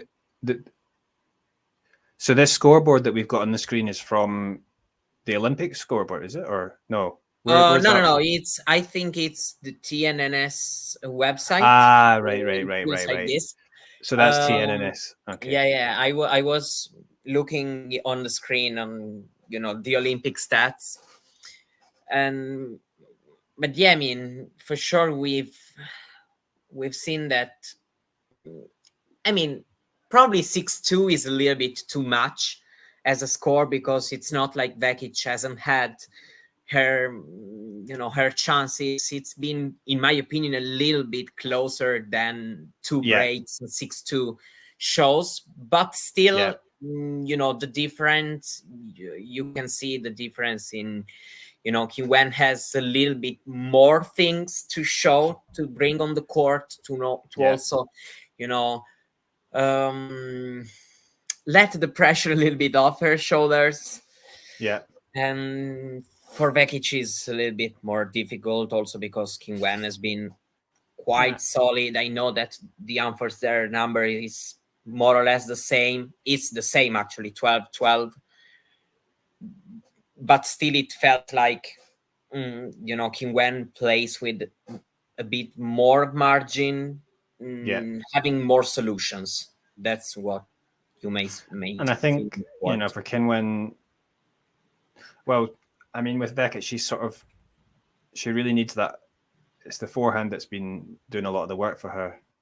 I think with Qinwen, and the backhand's maybe the stronger wing, but the forehand is also, I think she's got better and more consistent, and it's the more loopy ball, which kind of be a bit more tricky on this surface. So it's got more spin on it, and I think, yeah, she's just got more, you know, she's got power as well, so off both wings. So it's just, yeah, she's got a little bit more. Yeah, sure. A quicker surface, as I also said before, a quicker surface would have helped Vekic in being more able to rush Qinwen, especially from the forehand side, where she can need a little bit more time.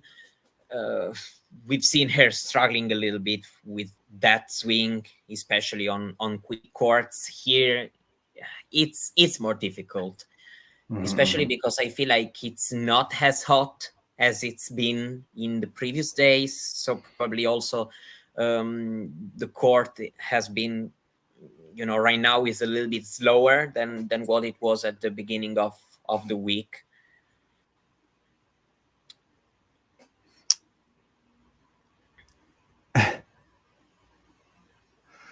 Oh, that was just dropping in, and yeah, finished well at the net from Zheng. Ozan's asking how the new Babolat Pure Drive has been. And my Babolat Pure Drive is not that new. It's a few years old, so I don't know if there's a new one out. It's worked well for me though, that racket.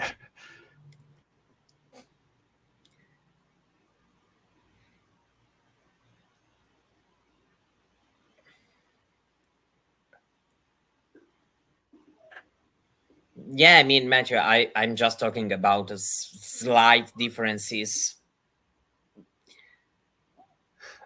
But yeah, also actually the day conditions and the ball bouncing higher can even help Zheng a little bit more than at night. Because also her, you know, the spin on her shots can work a bit better.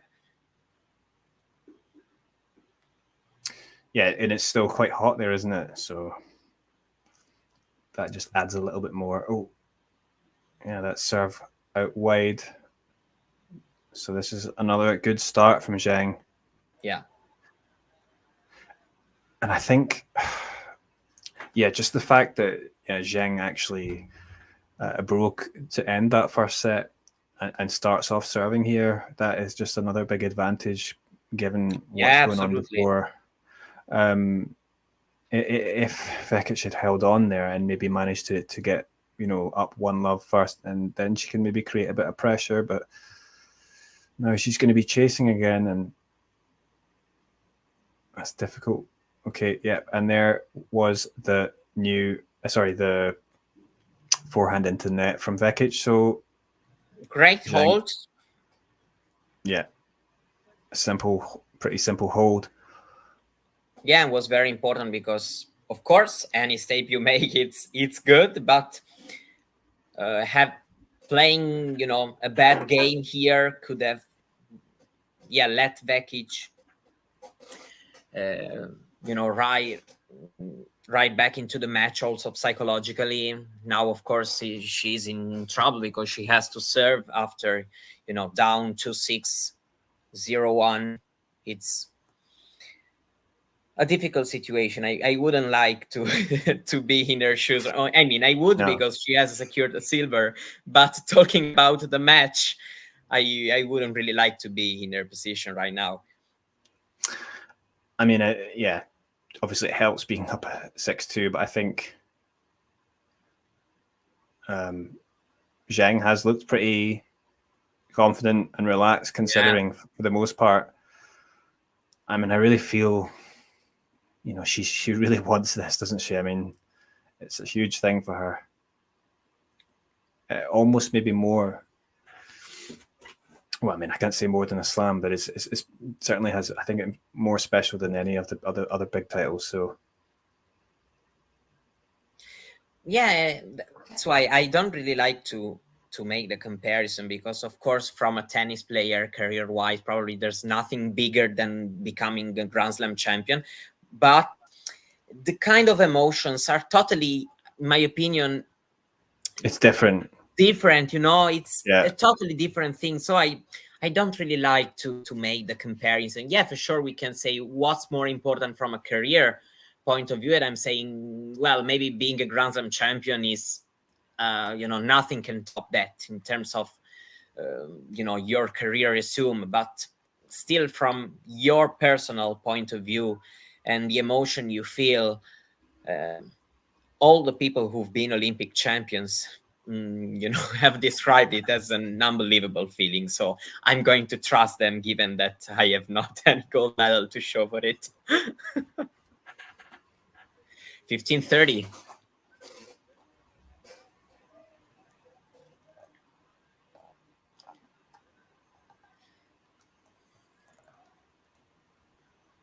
Zheng wins 50% of receiving points, so 1 out of 2. It's a pretty high percentage. Okay, well done, Vekic. Yeah, that's something we've not really touched upon too much, but I mean, Zheng has been, I mean, she did that well against Iga. She returned well. And that certainly helped her get back in the match as well, but in that second set. So she's obviously got that in her game, big power. Yeah, the difference is that here, I mean, she's still considered a couple of break points, but on serve is not pushed as much as she's been by Iga, despite, you know, Iga not having played a good match. Still, you know, she needed to play very well and solid on serve, because if not, yeah, this was long, so it's double fault.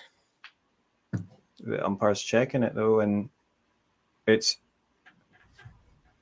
yeah, it's out.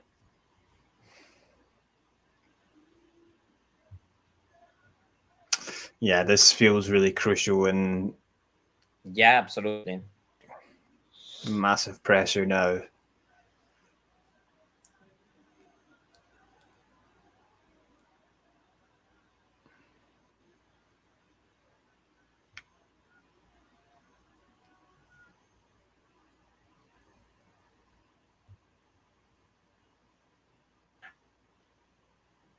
Let's see. Wow. Yeah, that was that last ball from Vekic. Just, it was waiting to be attacked. For sure. But the return, yeah, the return, it's been very, very, very good, because Vekic found a good serve. Yeah, and yeah, but yeah, she's not really able right now to sustain the rally. She's suffering against this, I would repeat, controlled aggression by Zheng. She you know, she's playing aggressive, but you don't feel like she's rushing or she's risking too much. No. And you know, and this for your opponent, it's a bit discouraging, because, you know, imagine playing against somebody like, I don't know, Ostapenko is somebody who lets you feel like you're not in control, but usually she also tends to make some mistakes that make you still be there and feel like, okay, let's stay here, and yeah, Zheng so far is not even committing these mistakes, or so it must feel pretty tough mentally also for.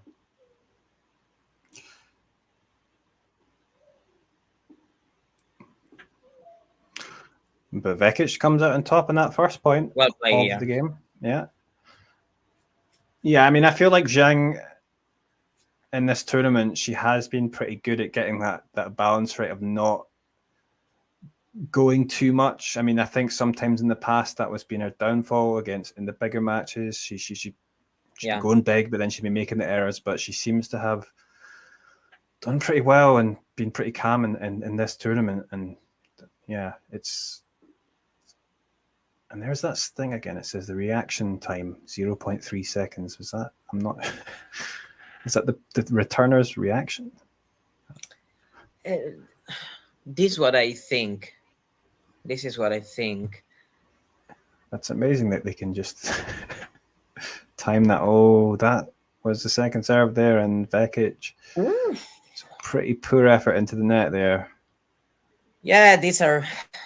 I mean, it's easy for me to say it, of course, but these are really mistakes that I mean she should avoid it, especially at this point. You know, she's not that much time in order to recover.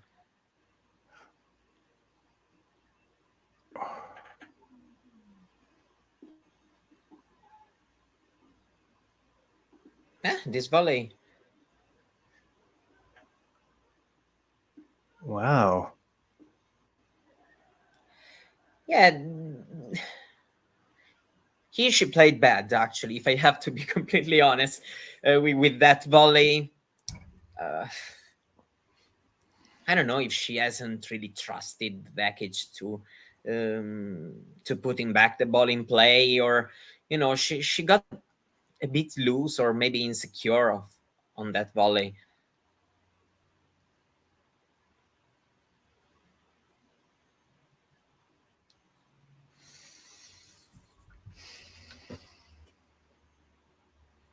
She's missing also a couple of tosses.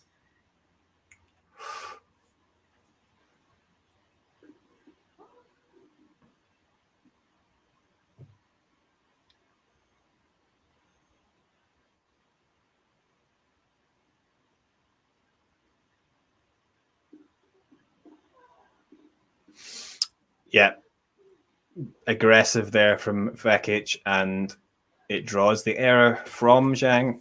Yeah, so she's got points. Yeah, this is good for Vekic. She can break back immediately.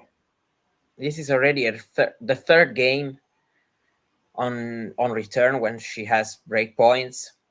Let's see if she will be finally able to find a break. Will be important, of course, given how bad the situation is looking right now, score-wise.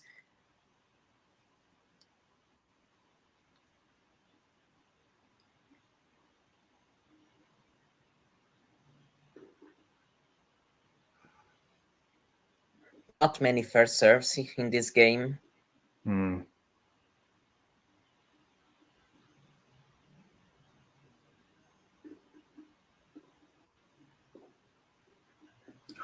Oh no, that forehand there was just all wrong, and yeah, just Vekic is back in this now. Feels right, you know. It was already, as I said, the third return game with break points for her. So yeah, not the best game of the match for Zheng. She's still up in the score, of course. She's not a break anymore, but you know, it doesn't even feel that important, probably. No. Because yeah, it's right. This is only the first break Zheng suffers, but she had a lot of close service games. So Vekic, of course, has been broken 3 times already. So it's really a situation where it feels like any game, you know, it's important to getting closer and closer to the success, regardless of serve return. There is some Croatian people also. They are overpowered by the Chinese presence in the stands, but yeah, let's remember Croatia. What's the population? Well, like 5 million. Yeah, they are like 4 or 5 millions. Yeah, and China 1.3 billion or something. So yeah, absolutely. So, it is a no contest. They have quite a few fans, if you put it that way.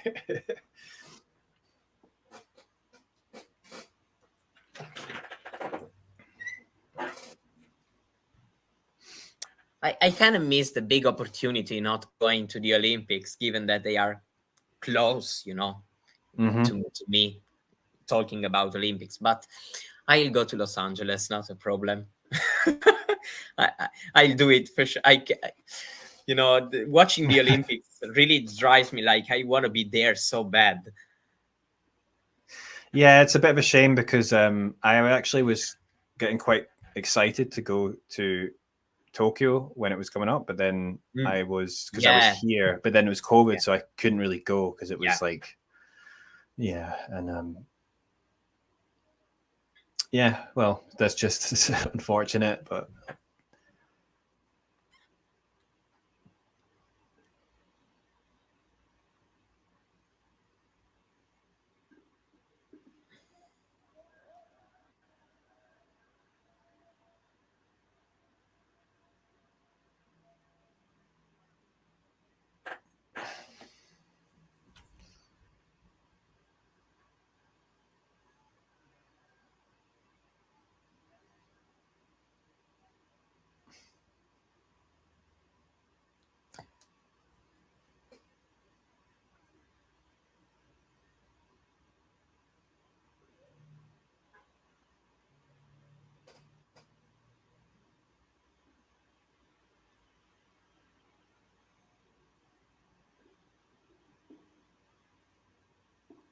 Oh, lovely drop shot there from Vekic.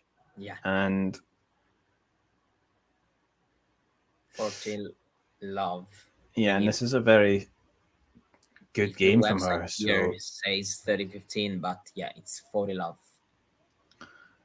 is this can be perhaps a turning point here if she can hold? Because I do wonder if Zheng might start. It probably feeling depend a lot pressure. of the next game, you know. Yeah, for sure, but.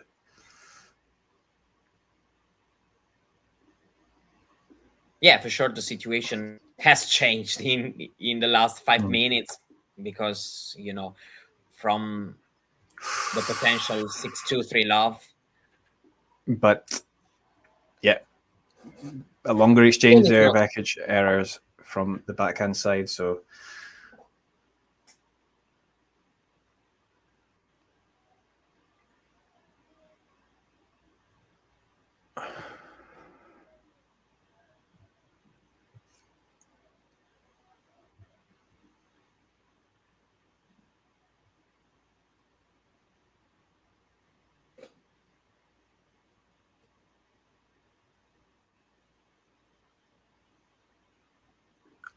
yeah, that was weird. How did they call that out? That looked well in, I thought. But how?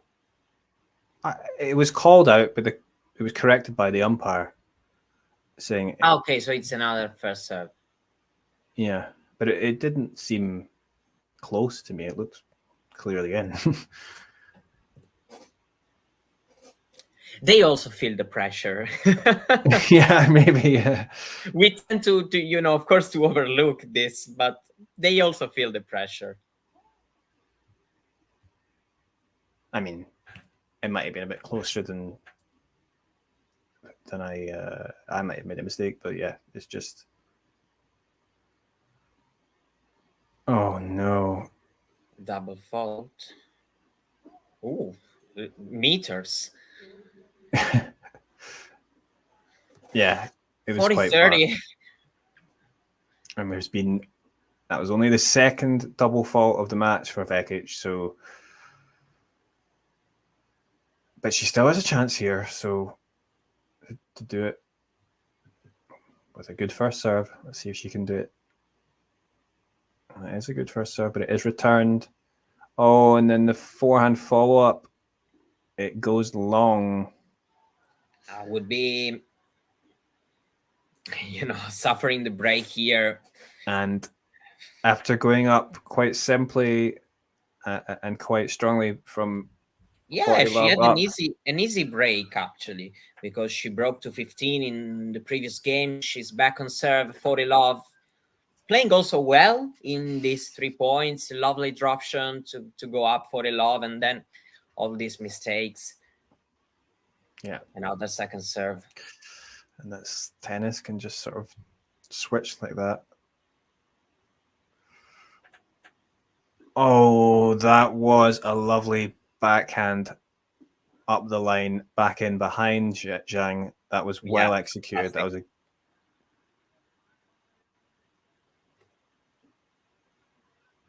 and yeah. And that's good for her from her point of view that she's able to sort of bounce back and It was kind of all or nothing here. Yeah.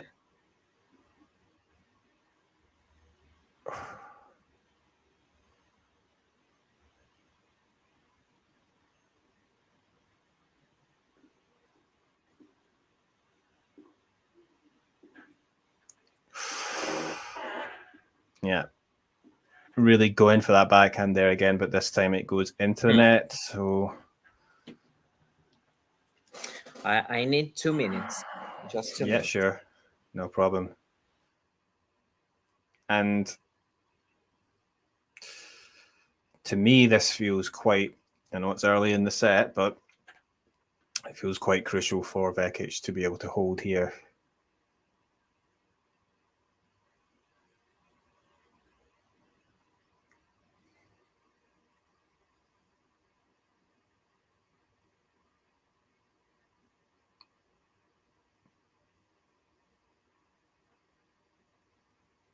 That was a good first serve down the middle, though. That was Zheng cannot return it. And a big roar from Vekic. She knows how important that was, so she will have another game point with her advantage.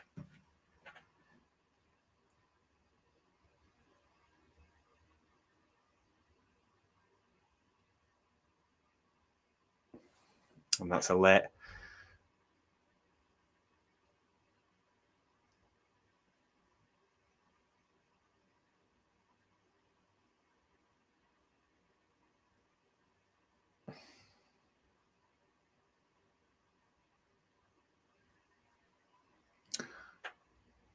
Yeah, into the net. So second serve from Vekic, and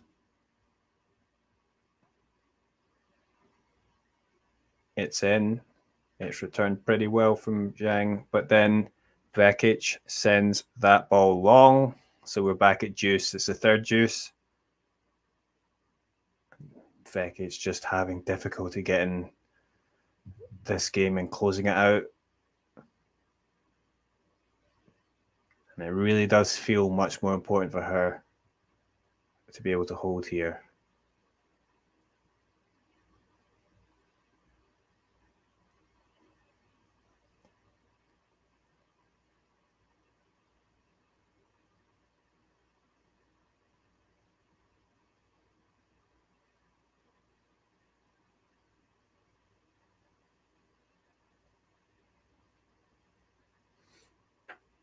Yeah. That was good. Vekic stepping in when she got the chance, going big on the forehand. She was going into the backhand side of Zheng, but it was powerful enough that she can't get it back. So definitely feel like, yeah, she needs to do that when she can, Vekic, but it's easier said than done.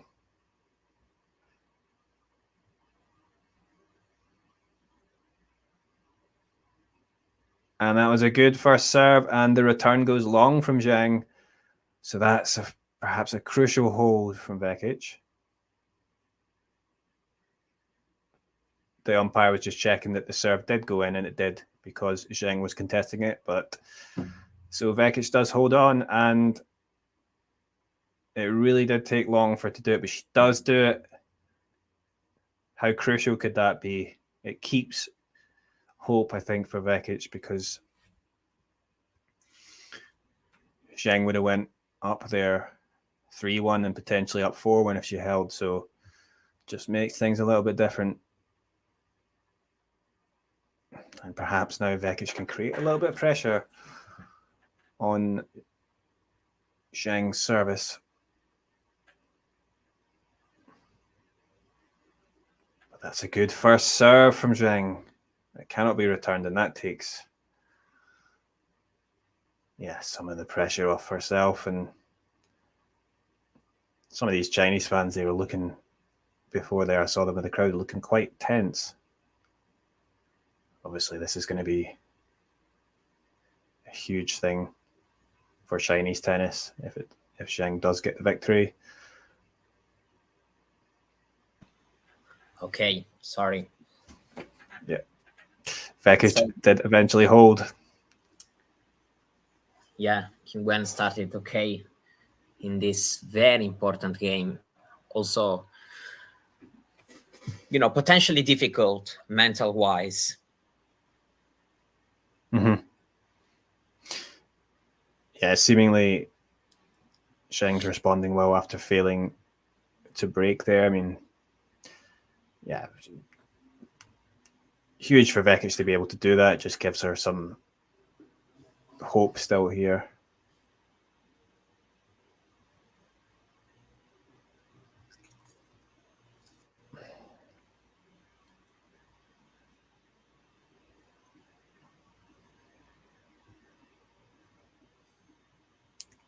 Wow. Yeah, see that second serve was way too short and then just right. Yeah, 120-26. That was like just setting it up for Vekic. She was like, I'll take that. Yeah. Boom. Also without any kind of, in the middle of of the service court. So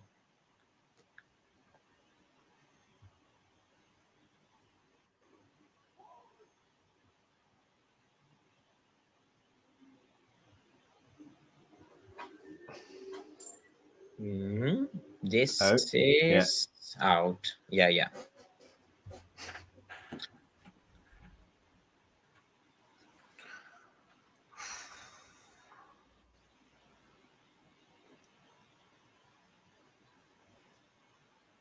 Oh, double fault. Yeah, it's a difficult moment mentally from Qinwen for sure.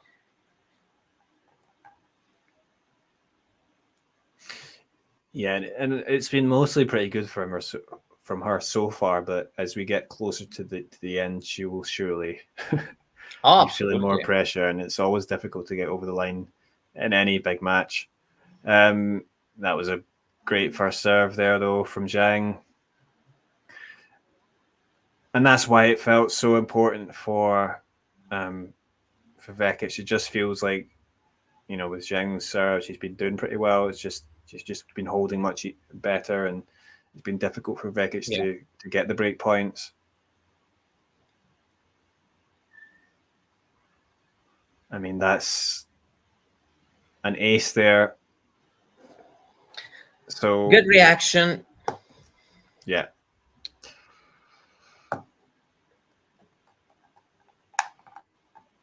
But it's sort of not been too bad. I mean, I wouldn't say it's been a classic so far, but there's been good moments.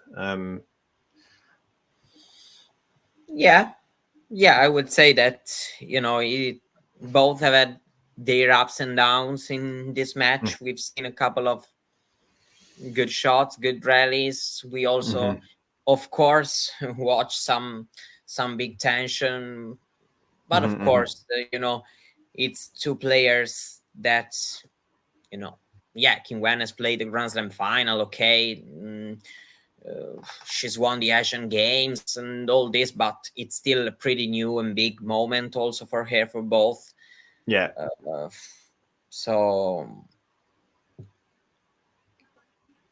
Yeah, in terms of importance, it's still the biggest, probably match of their careers. So it's still the similar situation. Both because in the Australian Open final, I don't know, Qinwen went in as the heavy underdog in the match, so it was totally different moment, and she's never really been close to imagine winning also during that match. So yeah,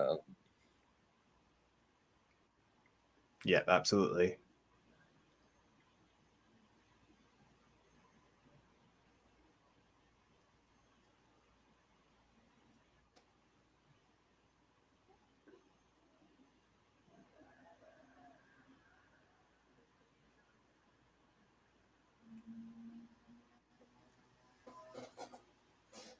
Yeah, and obviously to come here on the way, I mean, for Zhang, she's beaten.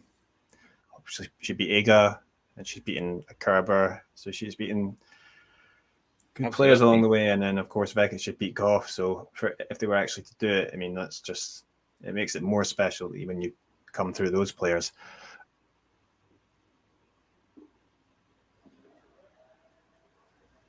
Dirty love.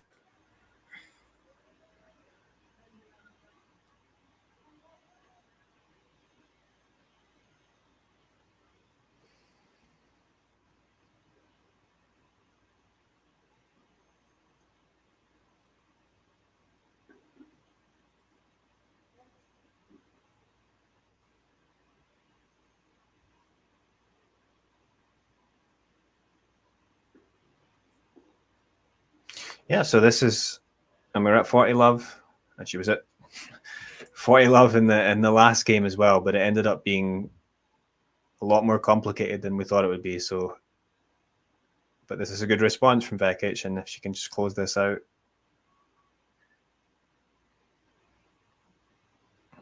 But no, it'll be a second serve. Yeah, she was 40 love also in her previous service game, but yeah. And yeah, that was second serve down the middle, but yeah, Zheng, powerful forehand. Yeah, I think she liked hitting that.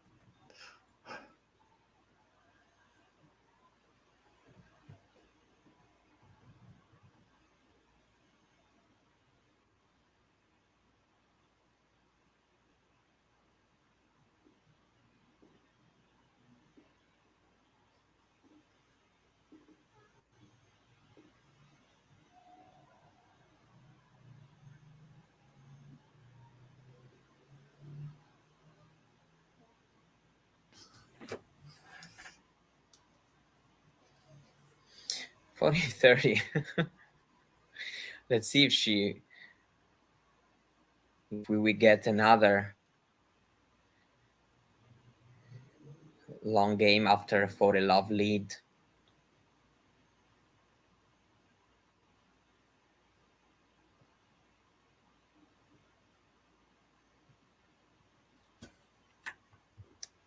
No. Okay.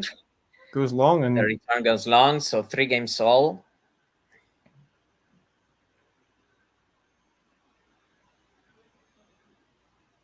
I just seen Twitter post from Billie Jean King with Andy Murray at the Olympics. I don't know what event that is there, but yeah.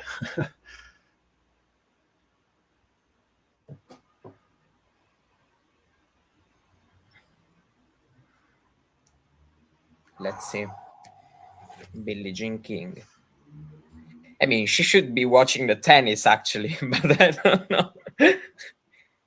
No, it's the. Oh my god. No, I don't know. I cannot understand.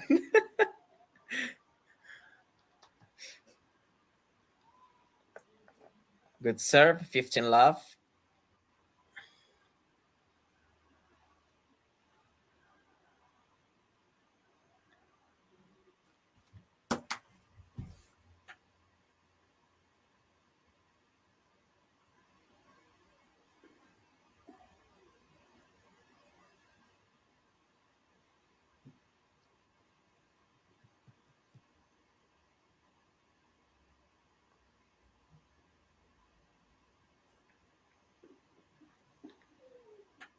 The return.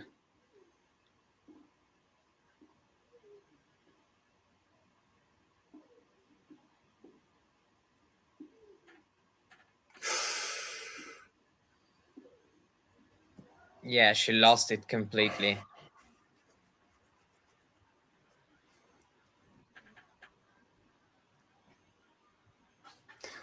Yeah, I mean, I think it's as well from Zheng. She hits that backhand cross court so well. When she gets it deep, it's hard. Yeah. For players to actually connect with the ball. So.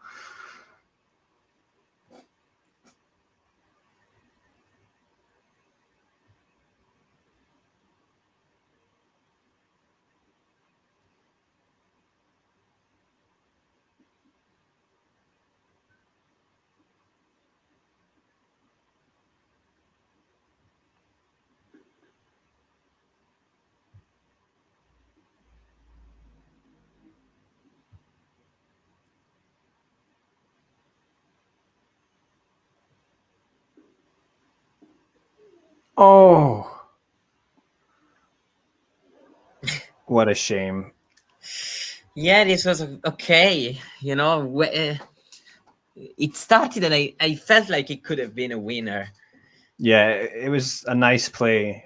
I mean, if she'd executed it, it would have been brilliant. But yeah, I mean, there's obviously a few in this match now that she's just failed to get over the net. So yeah, it's just a little bit, you know, bad too when your opponent get kind of an easy game right now, because yeah, it's a moment when, you know, at times even if you lost the game but you made your opponent really work for it, then yeah.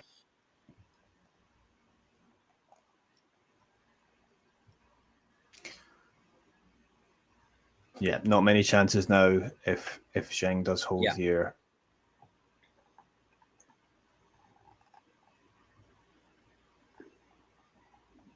This was close.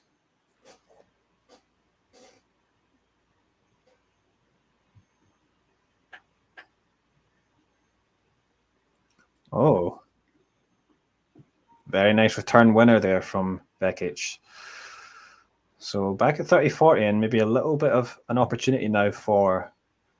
yeah, she's hitting the second serves with a bit of, I don't know if it's a bit of fear or, you know, just without that, you know, a little bit of insecurity. You know, she's hitting at 126, 128 central second serve.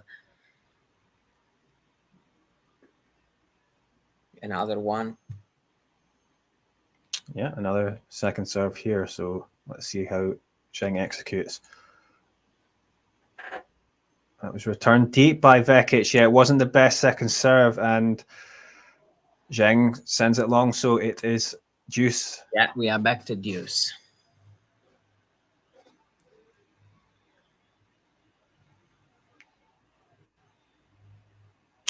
Mario, can you say why you're not a fan of Fonini? I mean, that's a bit off topic, but...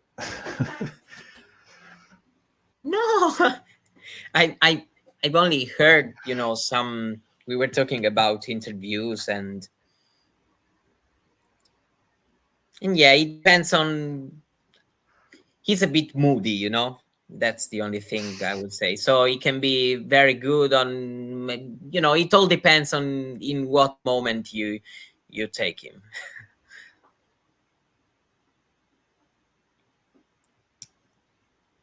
Here you go, Steve, commenting on Zheng's serve. Oh, Vekic screams because that ball, the second serve, was very short and it was, you know, it was really asking to be hit, but she just wasn't quite in the position. Yeah, and it was a poor one in the end, but... Yeah, Zheng, you know, he's definitely feeling the moment right now. Yeah. She's like... You can see it.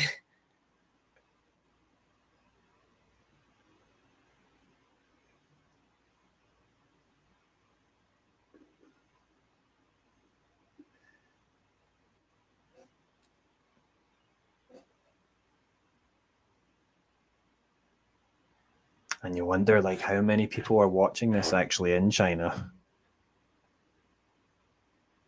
It's obviously... Should be quite a lot. I don't know if Chinese athletes are playing also other finals right now in some other event, but I feel like... Oh, another mistake. That's a good escape from Qinwen. I mean, she hasn't conceded break point, right? But still. Yeah. Yeah, so it's about midnight in China, so but obviously it's Saturday night, so I think plenty of people will be watching. And Kian's talking about Qinwen Zheng. He's going to be in the final. A big week for him. Should have no problems versus Li Tu. Well, I don't know. I think Li Tu have done all right recently, but yeah.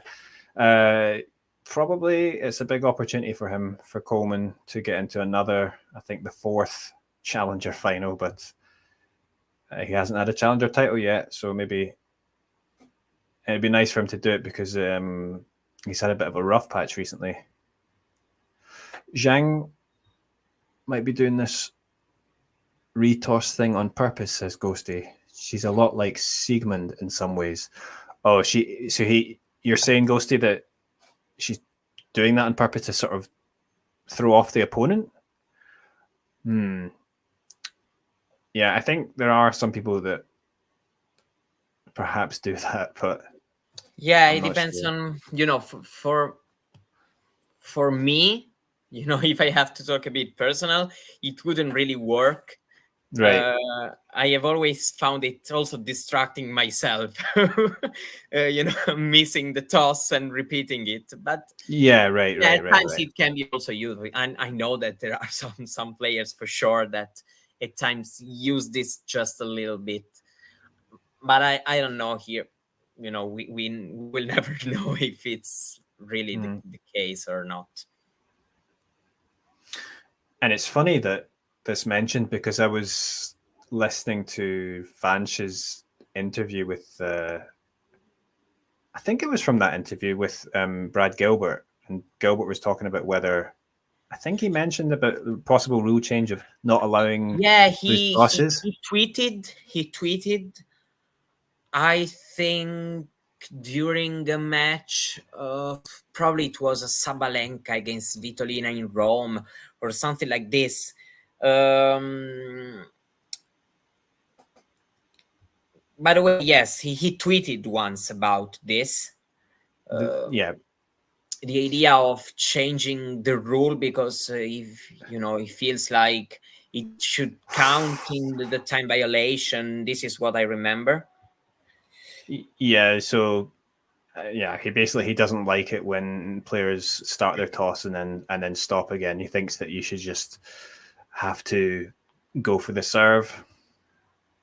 I can sort of understand it a bit, but I mean, sometimes players genuinely do make a mistake in their toss, and maybe it's windy or whatever. So this is crucial, though. This is love 30 on the Vekic serve, and if she doesn't hold here, then Zheng will serve for the match. So, and it's going to be a second serve.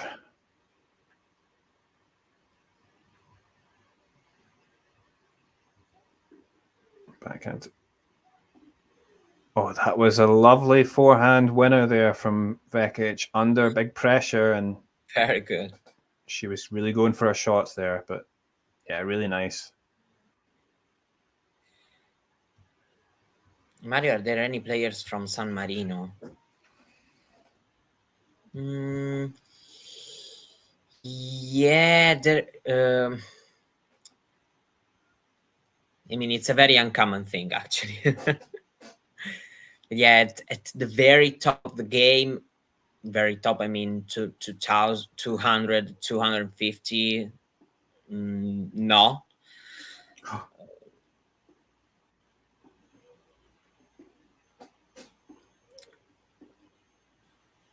Oh, it's the drop shot, but it isn't quite good. Is she going to lob? No, she can't.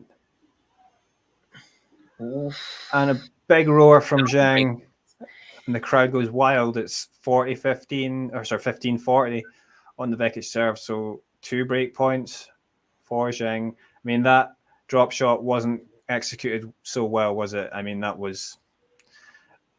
And she was probably conscious of the fact that she messed up a few others before, and then maybe that one was a little bit too heavy. There is a player, just when answering the question, there is a player called Marco De Rossi who is from San Marino and had some wild cards to play the challenger they do there. I actually haven't checked if he's had it also this year, but yeah, he's never really, had a breakthrough. So yeah, that's it.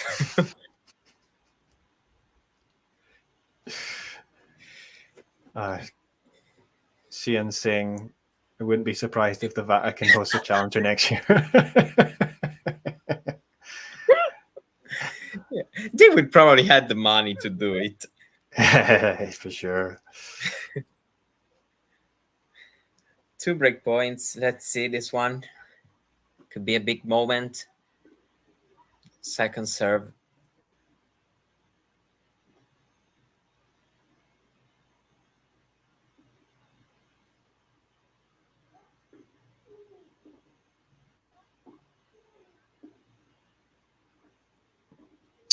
Yeah. Good from Vekic. Yeah, well played. 30-40. I don't know why Just in the corner, well placed, and the scoreboard here says that. Oh, it says 5-3. Is it ahead of? It wasn't until you know. It can't. So I don't know if it's a mistake or I don't know. Maybe. Let's see. So far, I don't have confirmation of the next point. Let's see if she puts the first I've seen.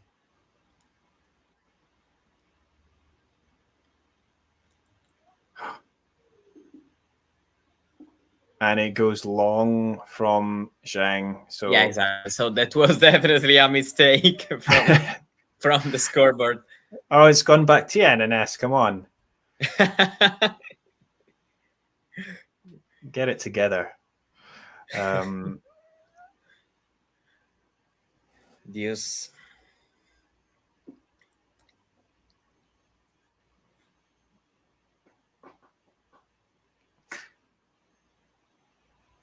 Yeah, Ghosty's talking about how Zheng has adapted her game in the different matches, and it definitely seems like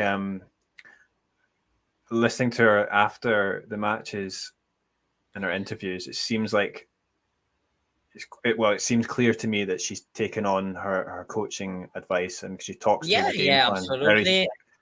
But also you know, she can do well both things. So of course for her team, mistake with a smash. Yeah, that was I mean, it was a good lob, it was high, but of course Vekic is angry.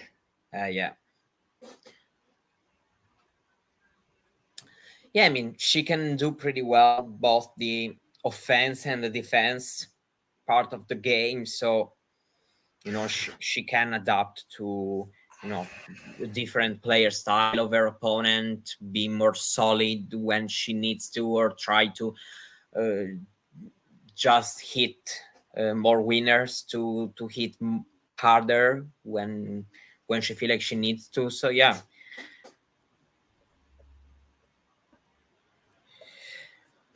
Yeah, Zheng wants to win, but I like free swinging Zheng more than Looper Zheng. I get it, but yeah. Oh. First serve, back to deuce. Again, it's turned into an interesting little match here, hasn't it? I mean, tense moments. Yeah, it's mostly about that, even if, as you said, we've seen some good things. But yeah, I feel like the biggest story right now is who manages better the tension. Mm-hmm. Yeah, deep return there, and it was too awkward for Vekic. She sends that ball long. Fourth break point.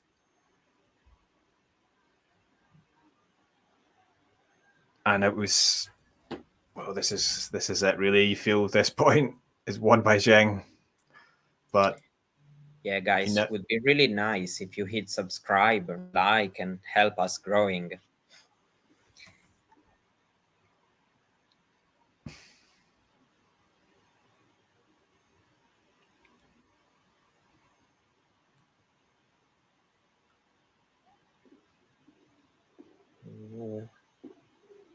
This is good play. Oh, and it's just error from Vekic after some good balls being exchanged, which is a bit unfortunate, but Zheng will serve for the match at 5-3 in the second set. Yeah, here she lost it completely. She you know, as also Ghost is saying, the footwork hasn't been great. Mm-hmm. So I just subscribed. Thank you. Thank you. Thank you, Marcus. And let's see now if Zheng Qinwen can close this out and become the women's singles Olympic champion. To become the first Chinese player Olympic champion in singles. Exactly. But also the first Asian player. And to do it here at Roland Garros, where Li Na won her first title, first slam title. Yeah, in 2011. Yeah, and that's, I mean, Vekic had to go for it, but yeah, she sent that well wide, so let's see though, will Zheng feel nerves here? It will also depend on her opponent. If she will let her feel the nerves.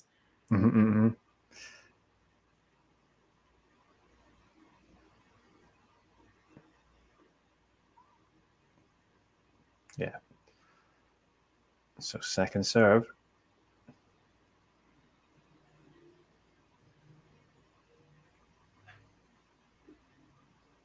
Oh.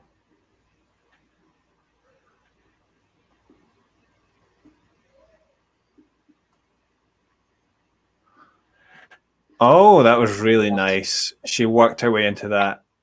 Yeah, I got a bit awkward there. Hasn't played perfectly when she was attacking, but yeah, also very good from Vekic to find the last centimeters of the court.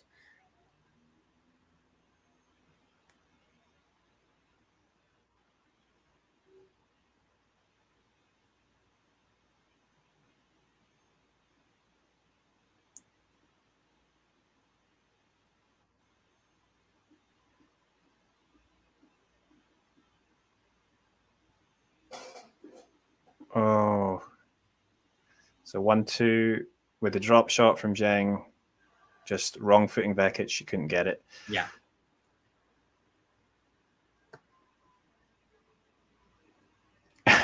Yeah, Lina's post-match, the Australian Open, was very good.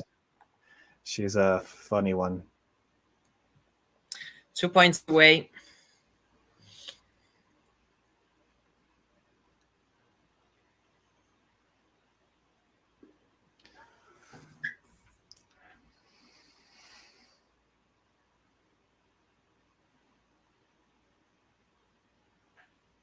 Oh, and the backhand goes wide. Yeah, it's out. Gold medal points. Yeah.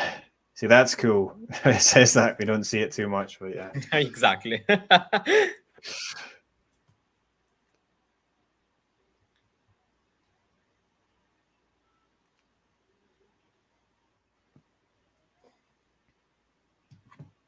History on a line here.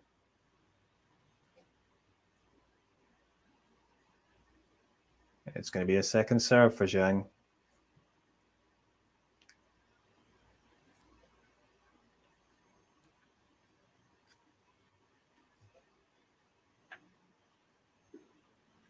Oh, and it's finished with a forehand winner from Zheng. She drops to the ground.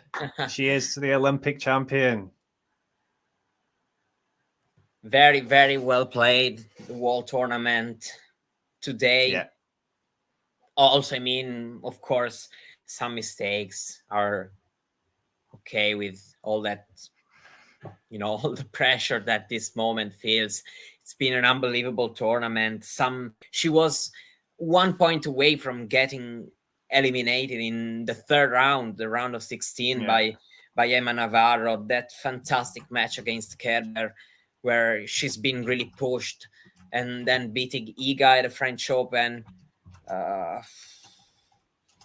Wow, very, very well played tournament. Fantastic achievement. So yeah, she when playing for China, She's unbelievable. First, the Asian Games were the general try, and now she's come here, got the gold medal at the Olympics.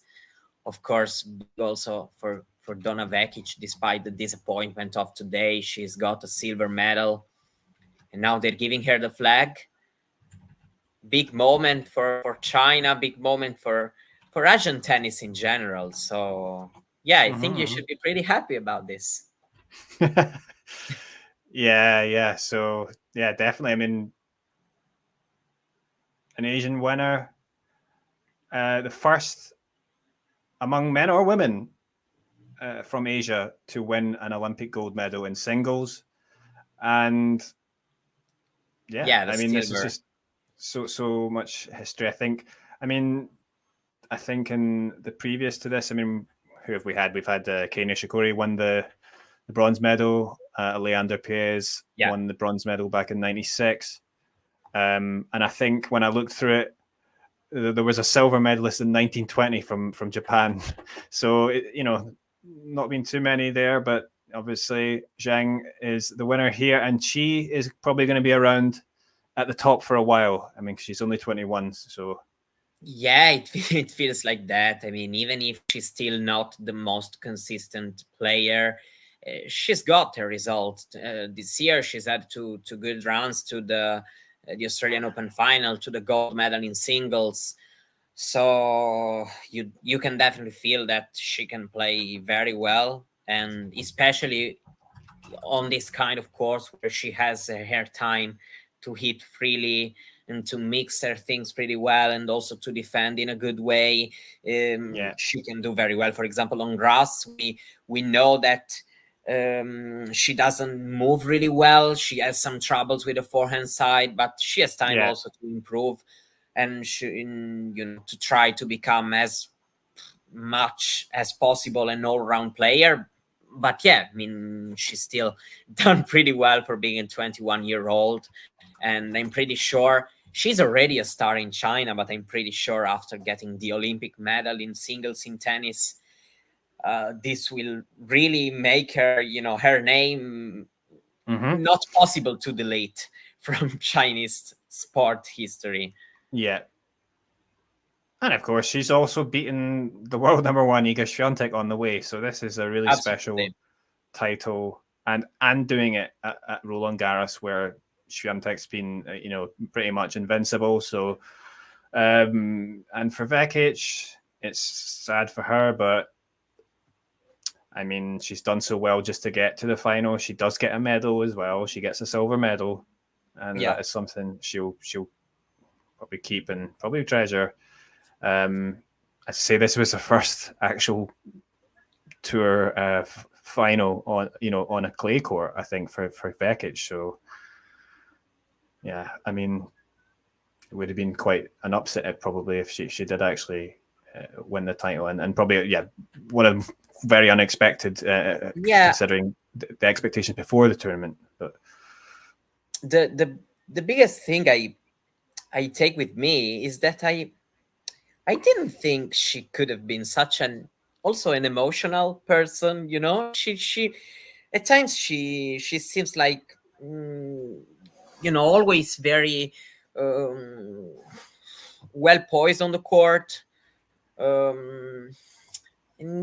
don't know. Also, all these celebrations, she said she's fallen on the ground in her previous 3 matches, and also her tears I've seen here. I don't know. I've also watched a different side of Qinwen that so far I haven't actually. I have to admit I didn't know that well. So okay. I mean, of course, also for us in Europe, also I don't know how she approached also the Asian Games, because here it doesn't really feel as a very, very big thing. No. So the Asian Games, but I think it's big there, but obviously she was quite a big favorite to go on and win that, and given the competition there. And that was actually how she got into the Olympics. She qualified by winning that. Of course, she would have made it in with her ranking anyway. But, I mean, that probably gives her some sort of feeling taste of what it's like to win for her country. And, I mean, coming through as well, coming 2 long matches before that semi-final against Iga, at over 3 hours, coming back from a set down. And she had to come through some tough moments. And I think that's what's been so good about this tournament, is that she's just handled that well. She hasn't always just been going for it, the balls and making the errors. She has been playing pretty well and knowing when to go big and when not to, when to hold back. And that's, it seems like she seems like a pretty, I mean, how old is she now? I don't know. How old is she now? I forgot her age. How old? But 21. she's 21. Yeah. She's born in 2002, but pretty late in the year. Yeah, right. Okay, so she's 21, and so she's still young. She seems to be maturing and developing still. So it really does bode well. I mean, maybe she can go on to the hard court swing in America with a little bit of new confidence and perhaps like a little bit of less pressure. She's got this big title.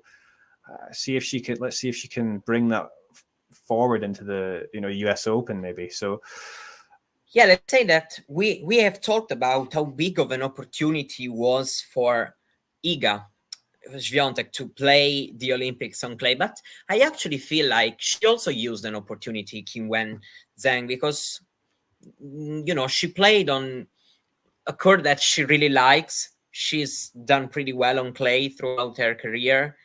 And on hard courts, maybe also also at the start line, there are more players who can be, big favorites. So I feel like also for her was kind of a big chance to dream big. And she's been unbelievable. Of course, she didn't have Iga's pressure of being the very big favorite of the whole event. So this for sure, it's different. But I still think that right now I will probably put her on clay if I want to see her play at the best level she can bring. I feel like this is her favorite surface right now, the one where her tennis works better. Oh yeah, for sure. I mean, of course, she came into this tournament having won a tournament. The ATP, WTA 250 tournament. So Palermo. Yeah, she came in and won that, so that's, I mean, that worked out well for her. I mean, I don't think Iga didn't play a tournament coming into this, did she? So on the clay, I mean. So I mean, maybe there's something to be said for doing that as well. She's carried that on into here, and I mean, no doubt that the best results in her career have been on the clay. Vekic, I don't know. I feel like, of course, right now she's disappointed, but fortunately, the Olympic final still, when you lose it, still gives you something better than the plate that the runner-up usually gets. In a tournament, you still get your silver medal, and maybe when you are home and you watch that silver medal, you are proud of yourself. I mean, I'm sure it does feel good maybe afterwards, but at the moment when you just lose a match, even though you've got the silver medal, I'm sure it doesn't feel too great. I mean, it was earlier in the doubles. It was Rajiv Ram. He looked very disappointed, which is understandable. I mean, whereas like if you win the gold medal match, you come into, we won the gold medal. Not the gold medal, the bronze medal match. If we won the bronze medal. Yeah, that's right. In these kind of sports, for sure, it's different rather than, I don't know, swimming. When you just swim, go out on the water and say, okay, I won the silver. Come on. Right. Oh, sorry. In the Asian Games, actually, for the bronze, they just actually give the 2 bronzes. So it's just the 2 semi-final losers. They just get a bronze medal. Yeah. So, but I don't know. I kind of like the playoff for the bronze, I guess. I mean, we've had some good ones over the years. And I'm just looking at Zheng. She was signing loads of balls, taking photos, but she's walking off court now. And I guess we'll have to watch through. We want to see the presentation. I guess they're going to have that now, are they? Yeah.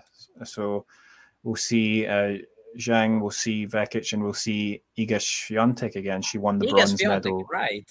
Yeah, she won the bronze earlier. Pretty straightforward for her. Yeah, as kind of expected. The first cup of 2-3 games were still a little bit shaky. Then she just, won. I think it was 11 out of the final 12 games of the match, and went away with a bronze medal, which is still something that 61 players don't get. So I feel like it's still kind of a disappointment for her, probably considering where the Olympics have been played. But yeah, in the end, if you look things with perspective, you still got home with something in your hands, around your neck, as a bronze medal. And it is like it is, she fortunately, tennis, winning the Olympics is huge. It's a fantastic thing, but fortunately in tennis you have plenty of different moments when you can redeem yourself. Oh, my dog. Sorry. I haven't realized it. Ozan's asking if I'm going for Musetti or Ogier Aliassime. My dog is a Zheng super fan. Probably I have to ask him. No, he's not named Lorenzo. I'm very sorry. Musetti or Ogier Aliassime, I mean, I think it would be nice for either of them if they won. I mean, I'm not particularly leaning either way. I don't know. Felix won a medal, probably. So maybe for this reason. This is true. I know it's different, but not that much, probably. I don't know. I perhaps expect Musetti to win, though, just based on... I feel like he's a slight favorite in this matchup on clay, in these conditions, and also given how well he is playing for, yesterday he hasn't been a good performance, actually, but overall, looking at the big picture, he's been playing very well. So yeah, I think like he enters the match as the slight favorite, but still we have to see who. I don't know. Felix also is probably in a better psychological condition because I don't know. Musetti comes straight forward from the disappointment. Auger could reset a little bit yesterday with the mixed doubles bronze medal match that he won after he lost his semifinals in single. I don't know. I mean, it's a bit difficult to call as a match because I feel like the bronze medal match is always played under weird circumstances for tennis players. It's weird for them to be back on the court the day after they have lost. Yeah. But yeah, still, I think that I can say Musetti probably slight favorite. I mean, it depends on the circumstances of the player. I'd imagine for both Felix and Lorenzo Musetti, it's still kind of cool for them to be able to have this chance to win for sure. a bronze medal. Now, going back to say Tokyo, it was Djokovic was against Pablo Carreño Busta for the bronze. Yeah, and it was a different thing. I know that, of course, Djokovic probably wanted to win. He was going for it, but he'd already won a bronze medal, and of course, he was really wanted the gold. And there was also difficult circumstances with the weather. I feel like Novak, as I said also before, it's hot and humid. Yeah. What? Yeah, that's true, and it was Novak's kind of struggled a bit, notably when in those hot, humid conditions in the past, and I mean that's normal. It's kind of crazy heat, but for Pablo Carreño Busta, that was one of the finest moments of his career because he got to Absolutely. beat Djokovic and win that bronze medal, and he talked about that. Absolutely. I mean, So- it was a weird tournament for him because he beat both the world number 1 and 2 and only got a bronze. Yeah. But yes, it was a big moment for him. So- way bigger than what would have been for Djokovic, of course. And here Yeah. we are. They are showing me now on the stream Djokovic after his morning practice, probably, because I don't think he practiced this morning with Vekic. And yeah, I mean, well, I'm just seeing the Chinese fans in the stands dancing. There's music playing, and they're, I guess, waiting for the ceremony, but it's not on yet. I don't know when it's going to happen, but they say soon. But yeah, I don't know if we. Okay. Yeah, I mean, know. we're gonna watch that. For me, it's okay. I don't know if our producer is fine with that. And but yeah, for me, we can also watch it or not. I mean, it's always a big moment, you know. I repeat, I really like the Olympic medal moment. Yeah. It's always nice to see these players, you know, also emotional. You know, it also depends on how you've grown up.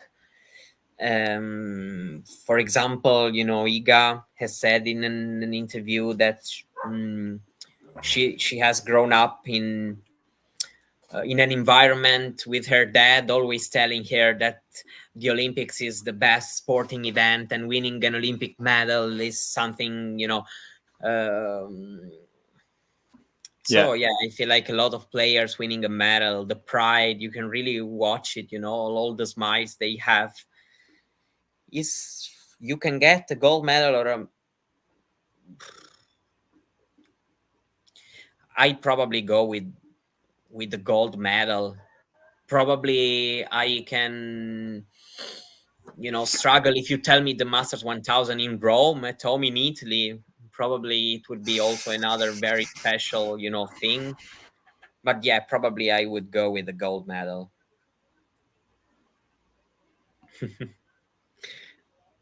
He's the first Asian-born player to win a gold medal in singles. I mean, in his history. I guess what they're saying is like they're not including like Asian by sort of ethnic background, I guess. But I mean, yeah, in terms of, I'm pretty sure when I looked through it, that it's the first person representing an Asian nation to actually win a gold medal in the singles. So as far as I could see, because I looked through all the. Sorry, I'm losing a little bit the plot here. Who are they talking about? Huh? Zheng? No, you talked about Asian-born. Yeah, because it was on the screen there. It said I've read it. She's the first Asian-born player to win an Olympic gold medal in the singles. Yeah, but I'm not sure why. Yeah, Asian-born. Why they had to emphasize that. I think it's the first one, but like maybe they're saying like there's like some other Asian connection that has won it, but I didn't see that when I looked through it. But yeah, anyway. It's a huge achievement for Zheng. Yeah, it's taking a bit too long, actually. You know, the men's double has been way quicker. Yeah, in starting the ceremony because I was watching it, the bronze final, the bronze medal match. Maybe they're trying to find Iga. Ghosty. You know what I'm choosing. You can win a gold medal in an M1000 in Rome, or do you play 3 sets? Oh dear. With a topless Tommy Paul. Okay. Victory ceremony. Here we are. I mean, Iga is already in Toronto. I honestly think most players would choose a gold medal. Iga has withdrawn from Toronto. Right. And she said yesterday in the press conference that she's going to stay here for some days. to keep living the Olympic experience. Yeah, I mean, for me, it's actually an easy pick, I have to be honest, because also for what I've seen, you know, I know that, I don't know, when you win a gold medal, an Olympic gold, for me, it's always huge, depending on, regardless of the sport you are playing or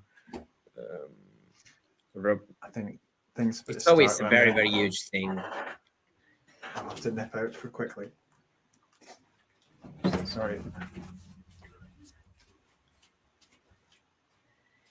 So the medalists are entering right now.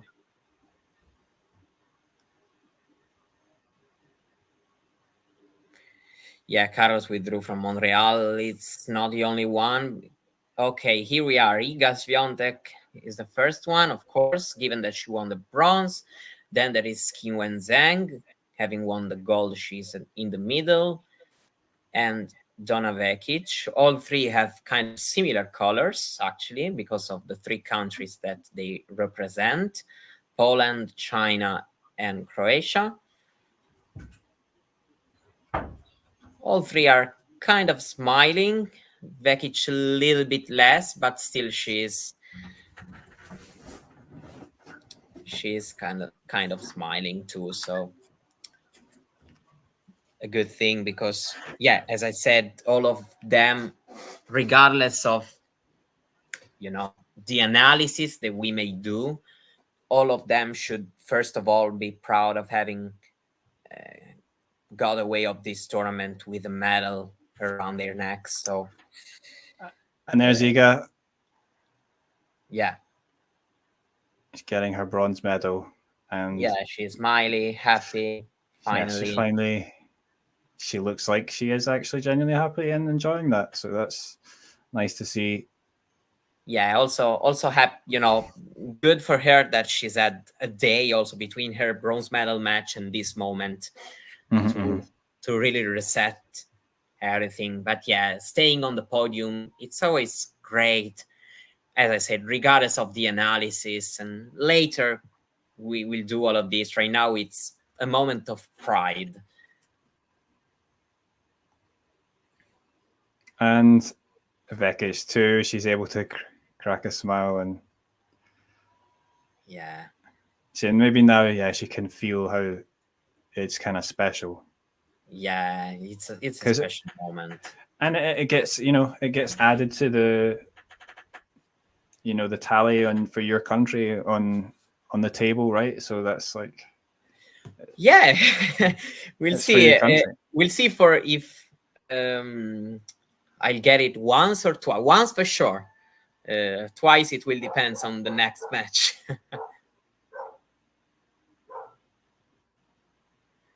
So happy to see Vekic smiling on the podium. Now, of course, the big moment, because we are crowning officially Olympic champion. And there she is, gold medalist, Zheng Qinwen of China. What a good moment. I would love to be there. Oh yeah, it would be. Yeah, it'd be really cool. And it's interesting as well, because hey, there she's getting the big cheers. And obviously this is being played at Roland Garros, which is, and then there she bites the gold medal.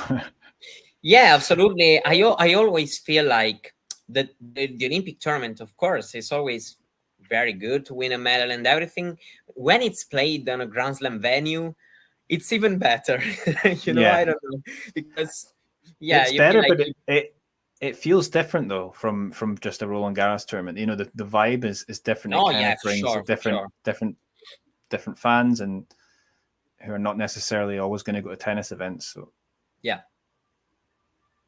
Okay, now we have the Chinese anthem and hi Miles. We have Miles, but yeah, I feel like we are close to the end. Singing along. She's singing. Good job. She knows all the words. If I would, any thoughts on Vekic? I mean, she played a very good tournament. That's for sure. There are some things on her game, and also, in my opinion, on her fitness level that probably are not at the best possible level. But yeah, we have to. I checked the stats you were mentioning about her not having played ever in a tour level final on clay. Actually, not even a semi-final. So yeah, wow. you know, it's still considering the surface. Actually, you know, she did a great job in any case, because yeah, she never reached actually, the final in a big tournament before. Yeah, it's actually amazing. Yeah, especially on clay. I mean, the final, could have she played better? Yes, definitely. Oh, they all look kind of happy. But yeah, in the end, I feel like the disappointment shouldn't be too much right now. And she's in a good moment of her career after all the struggles she felt earlier. This year, she's you know, right now, semi-final at Wimbledon, a silver medal here. So great. Also good to see the players smiling at each other. Mm-hmm. And I don't know if you agree with me on Vekic. Yeah, I mean, you have to say she's had. I mean, she hasn't won the titles, but she had a very good few months, hasn't she? So hopefully she'll be able to, if she'll be able to carry that on, maybe she can get some titles going forward. Miles was asking whether there's a cold handshake at the end, but it was. I've seen that it was quite cold, but not cold like, you know. I don't think it was a polemic handshake. It just was like Vekic wasn't there for a hug. But now they are smiling at each other. I've seen they have congratulated each other. They've taken a selfie, all the three together. Yeah, obviously just by someone very else. Disappointed. She was disappointed in the moment, Vekic, but I think it was just, it just wasn't the warmest handshake, but it wasn't. No, but it wasn't with anything polemic, you know, just not staying there too much and saying stuff with her at the net, which also is not probably the best. I mean, but then they come out here again on the podium. They congratulated all each other. So I feel like we can, for once, no drama here. We've had plenty of drama moments, of dramatic moments, especially on the women's side this year. Even yesterday semi-final, even if it wasn't Djokovic against Musetti, the drama, but both were very nervous, and I mean, understandably so. So we also have to understand these players, these athletes. Players have a bit of emotions. They're not robots, right? They have to feel things. This is it, I guess. I don't know if you have anything else to add. We've just go.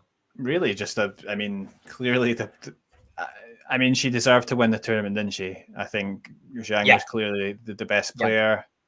She come through those tough matches, and then especially in the final matches. You know, I felt like against Navarro, she has been able to win even in bad day of hers. Right. But then against Kerber I felt it was a very high quality match, actually.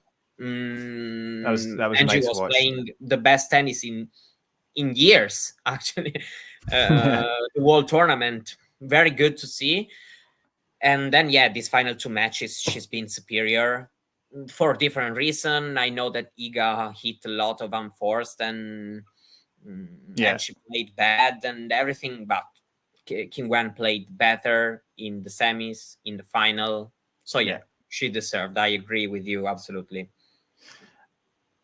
And just a great week for her. And now it's going to be interesting to see just how she does in the rest of the year. Obviously, it would be nice for her, not only because it's the US Open, but I mean, going forward, we've also got the Asian tournaments. There's going to be a lot of tournaments in China. Yeah, absolutely. Maybe she can do well there.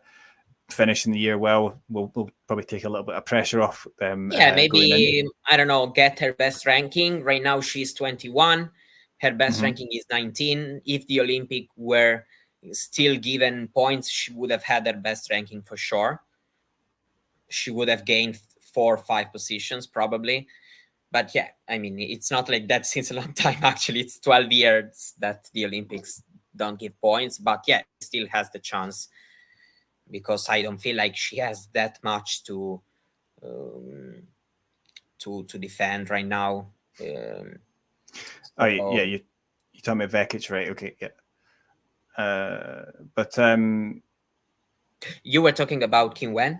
Yeah, sorry. Okay, I mean, for all of them, basically, it's of course, for Qinwen also playing in China, she will be received as a, of course, the big star, So yeah, she'll have that. Yeah, and it'd be, perhaps she can. I mean, the next stage for her is she'll want to go in, and obviously this is a great title, but she'll want to win these big tournaments. I mean, you're talking the 1,000 tournaments, and obviously that's the next stage for her. Maybe she can do that, and then she can finish the year well, and it takes a bit of pressure off going into the Australian Open, because she's got those final points to back up. So yeah, it's going to be interesting. Yeah. So yeah, I can thank you. It's always great to have you here for the commentaries. I really enjoyed it. We've witnessed some good piece of history, and it's always really nice to do it here. So also thanks to all the people who've been here listening, commenting. Hopefully all of them have already subscribed. As you see, we want to reach 10,000, and so we need your help to do it. And so it would be very nice if you can help us, if you have liked. And thank you again, Eddie.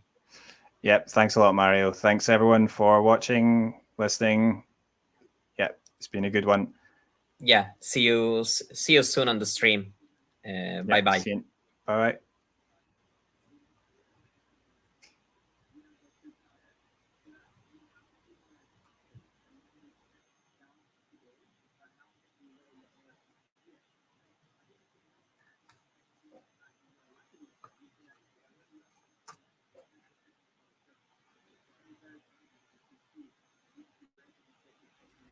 If you enjoyed this video, make sure you hit that like button. Don't forget to subscribe and click that notification bell so you don't miss out on all things tennis. Ready? Play. My name is Clara Towson, and I'm a friend of the show. Boom. I am Francisca George, and I'm a friend of the show. Perfect. Hi, my name is Susan Leemans, and I'm a friend of the show. Boom. Yeah. My name is Zainab Samaz, and I'm a friend of the show. Boom. Hey guys, my name is Sasha Vickery, and I'm a friend of the show. Boom. Hi, my name is Lloyd Harris, and I'm a friend of the show. Perfect. Hi, my name is Jasmine Paolini, and I'm a friend of the show. Wow, Jasmine, you got it in one time.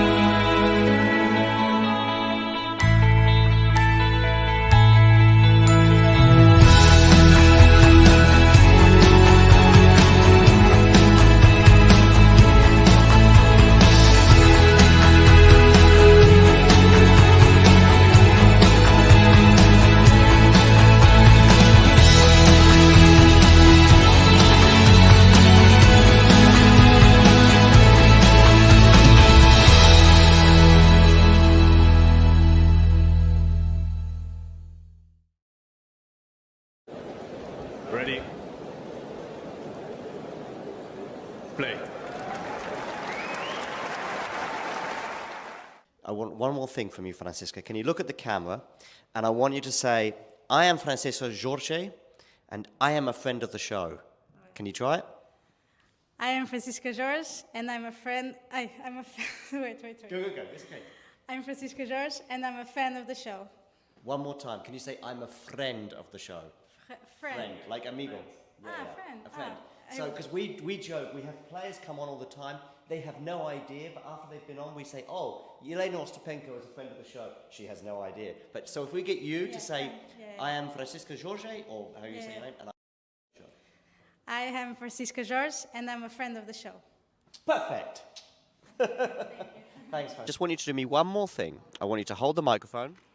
I want you to look in the... Don't be nervous. I mean, listen, you've just beaten Yelena Ostapenko. I'm not nervous. No, you shouldn't be. If you can beat Ostapenko twice in one day, you can do this for sure. I want you to look at the camera and just say, hi, my name is, say your name, and then say, and I'm a friend of the show. Friend of the show? Yeah? Okay. Hi, my name is Susan, and I'm a friend of the show. Say your whole name for me. That's the only thing I want. Sorry. Surname too. No, you're doing great. You're doing cutting, great. huh? Yeah, I'll cut it up. Don't worry. Yeah. Hi, my name is Susan Leemans, and I'm a friend of the show. Cool. Thank you very much, Susan. You're welcome. Good luck for the rest of the tournament. And I will tag you on Instagram, and you can reject. I do have one more tiny thing, which is I want you to look into the camera. Yeah. I want you to say your name. Yes. And I want you to say, I am a friend of the show. I'm a friend of the show. Okay. Perfect, yeah. My name is Zainab Sammaz, and I'm a friend of the show. Boom. Yes. Okay. Thank you so much. Ready. Play.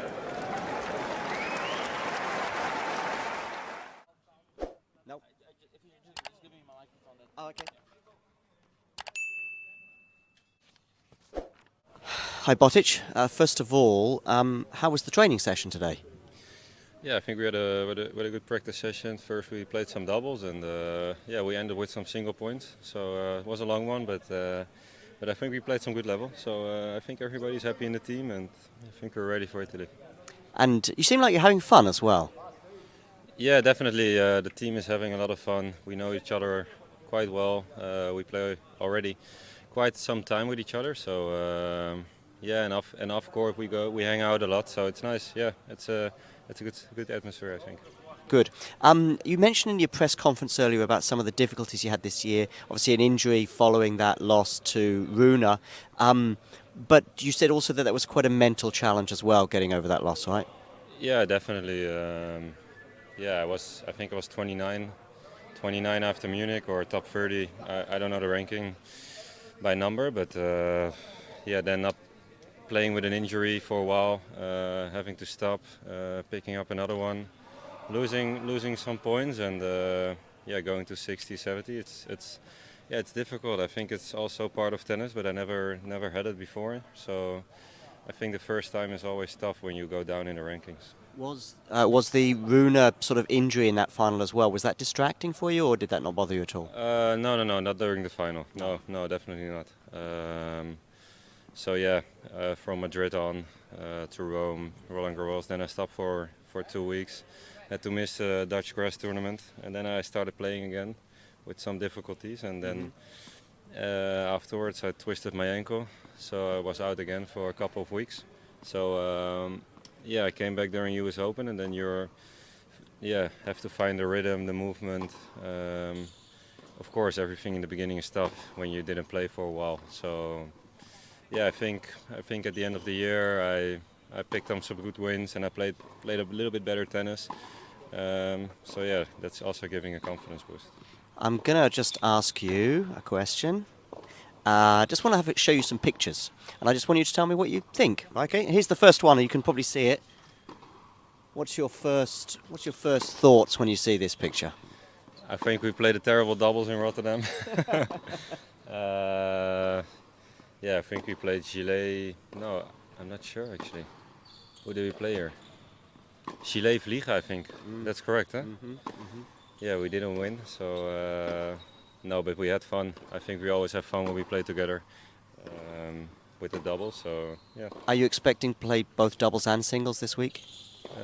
Not sure. There are some options, so we have a lot of options in doubles. So we will see. Yeah. Who's better. Next picture is this one, which is from US Open 2021. Are your overall thoughts positive, or do you still think that did you dream bigger even then? No, I think overall, I think this was against Schwartzman. Yeah. Yeah, of course, first quarter final. Yeah, when you're gonna start in qualies, when somebody says you're gonna be in the quarterfinals, I think you sign for it. So no, really positive feeling about this one, and I think Medvedev was just too good in the quarters. I think the whole tournament he was just too good. Yeah. Next picture is this one. I'm not eating cheese. You're not eating cheese?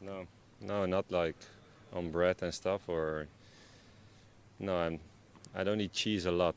Let's say. You know, you have something with Rafa Nadal. He doesn't eat cheese either. No. Yeah. Oh, that's a good thing, huh? Maybe. No, it's.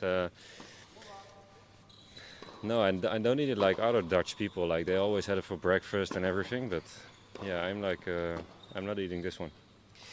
This picture, you and him shaking hands at the ref. What does this make you think of?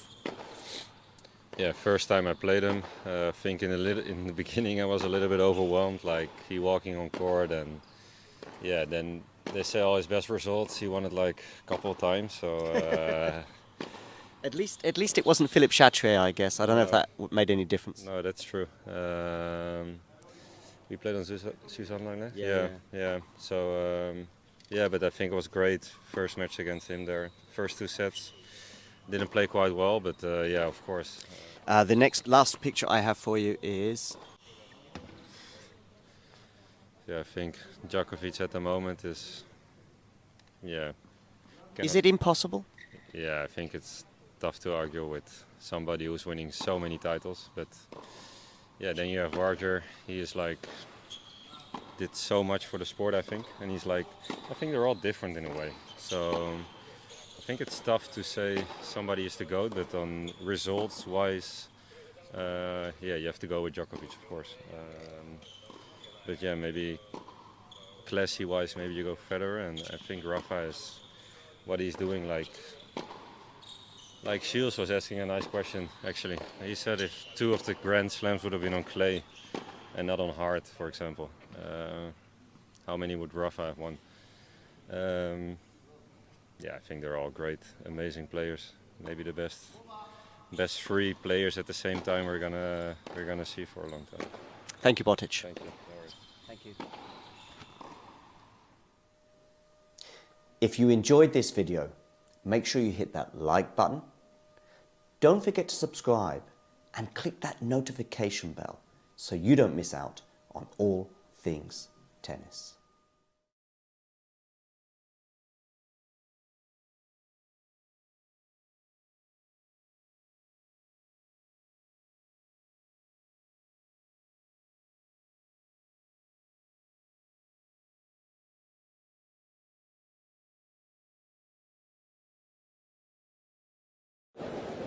Ready?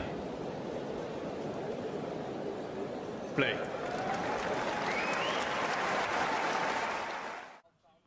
No. Oh, okay. Hi, Vekic. First of all, how was the training session today? Yeah, I think we had a good practice session. First we played some doubles, and yeah, we ended with some single points. So it was a long one, but I think we played some good level. So I think everybody's happy in the team, and I think we're ready for it today. And you seem like you're having fun as well. Yeah, definitely. The team is having a lot of fun. We know each other quite well. We play already quite some time with each other. So yeah, and off court we hang out a lot. So it's nice. Yeah, it's a good atmosphere, I think. Good. You mentioned in your press conference earlier about some of the difficulties you had this year. Obviously, an injury following that loss to Rune. But you said also that was quite a mental challenge as well, getting over that loss, right? Yeah, definitely. Yeah, I think I was 29 after Munich, or top 30. I don't know the ranking by number, but yeah, then up playing with an injury for a while, having to stop, picking up another one, losing some points, and yeah, going to 60, 70. Yeah, it's difficult. I think it's also part of tennis, but I never had it before. So I think the first time is always tough when you go down in the rankings. Was the Runa sort of injury in that final as well? Was that distracting for you, or did that not bother you at all? No, not during the final. No, definitely not. So yeah, from Madrid on to Rome, Roland Garros. Then I stopped for 2 weeks. Had to miss the Dutch grass tournament, and then I started playing again with some difficulties. And then afterwards, I twisted my ankle, so I was out again for a couple of weeks. So yeah, I came back during US Open, and then have to find the rhythm, the movement. Of course, everything in the beginning is tough when you didn't play for a while. So yeah, I think at the end of the year I picked up some good wins, and I played a little bit better tennis. So yeah, that's also giving a confidence boost.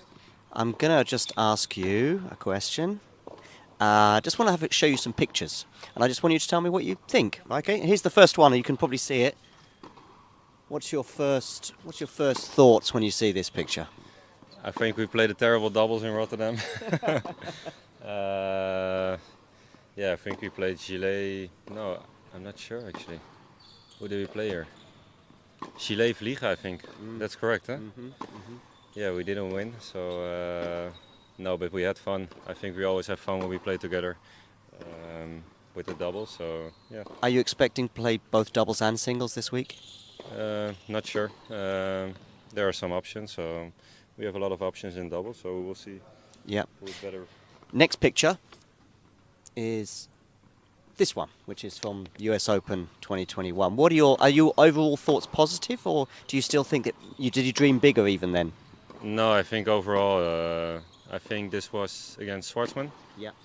Yeah, of course, first quarter final.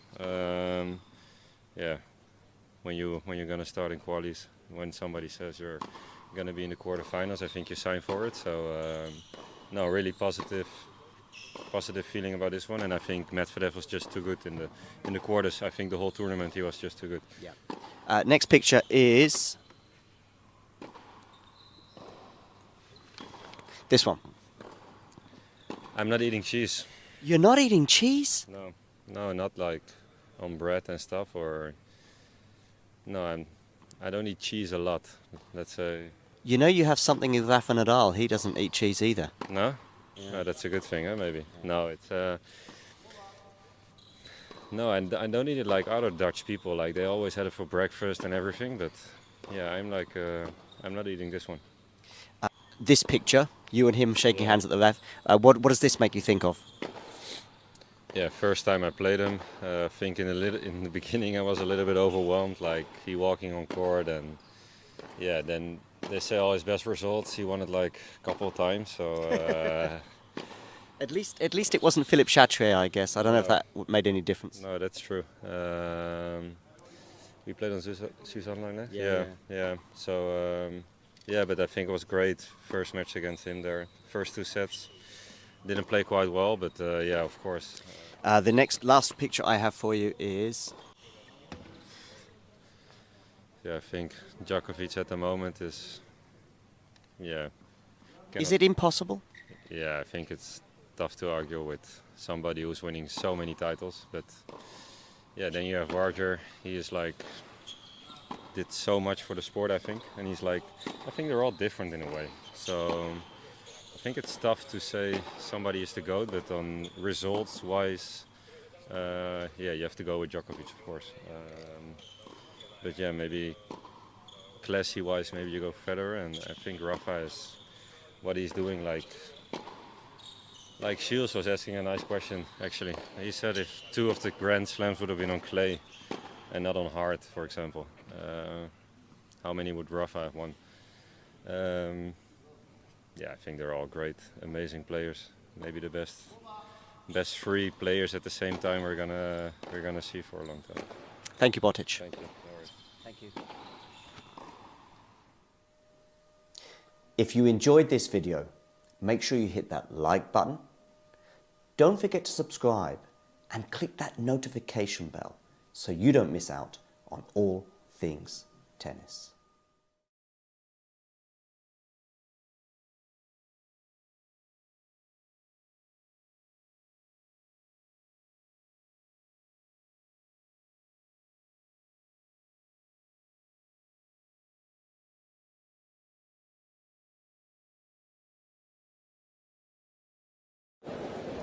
Ready?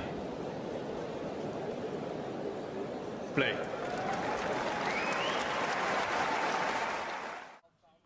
No. Oh, okay. Hi, Vekic. First of all, how was the training session today? Yeah, I think we had a good practice session. First we played some doubles, and yeah, we ended with some single points. So it was a long one, but I think we played some good level. So I think everybody's happy in the team, and I think we're ready for Italy. And you seem like you're having fun as well. Yeah, definitely. The team is having a lot of fun. We know each other quite well. We play already quite some time with each other. So yeah, and off court we hang out a lot. So it's nice. Yeah, it's a good atmosphere, I think. Good. You mentioned in your press conference earlier about some of the difficulties you had this year. Obviously, an injury following that loss to Runa.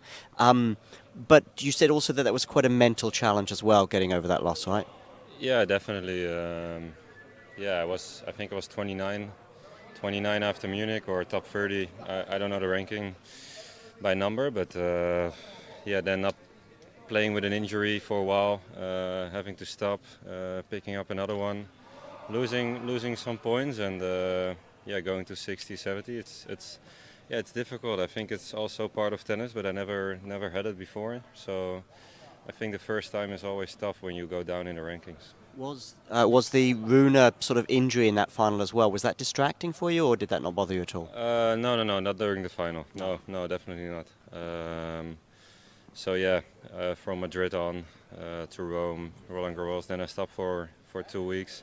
Had to miss the Dutch grass tournament, and then I started playing again with some difficulties. And then afterwards I twisted my ankle, so I was out again for a couple of weeks. So yeah, I came back during US Open, and then have to find the rhythm, the movement. Of course, everything in the beginning is tough when you didn't play for a while. So yeah, I think at the end of the year I picked up some good wins, and I played a little bit better tennis. So yeah, that's also giving a confidence boost. I'm gonna just ask you a question.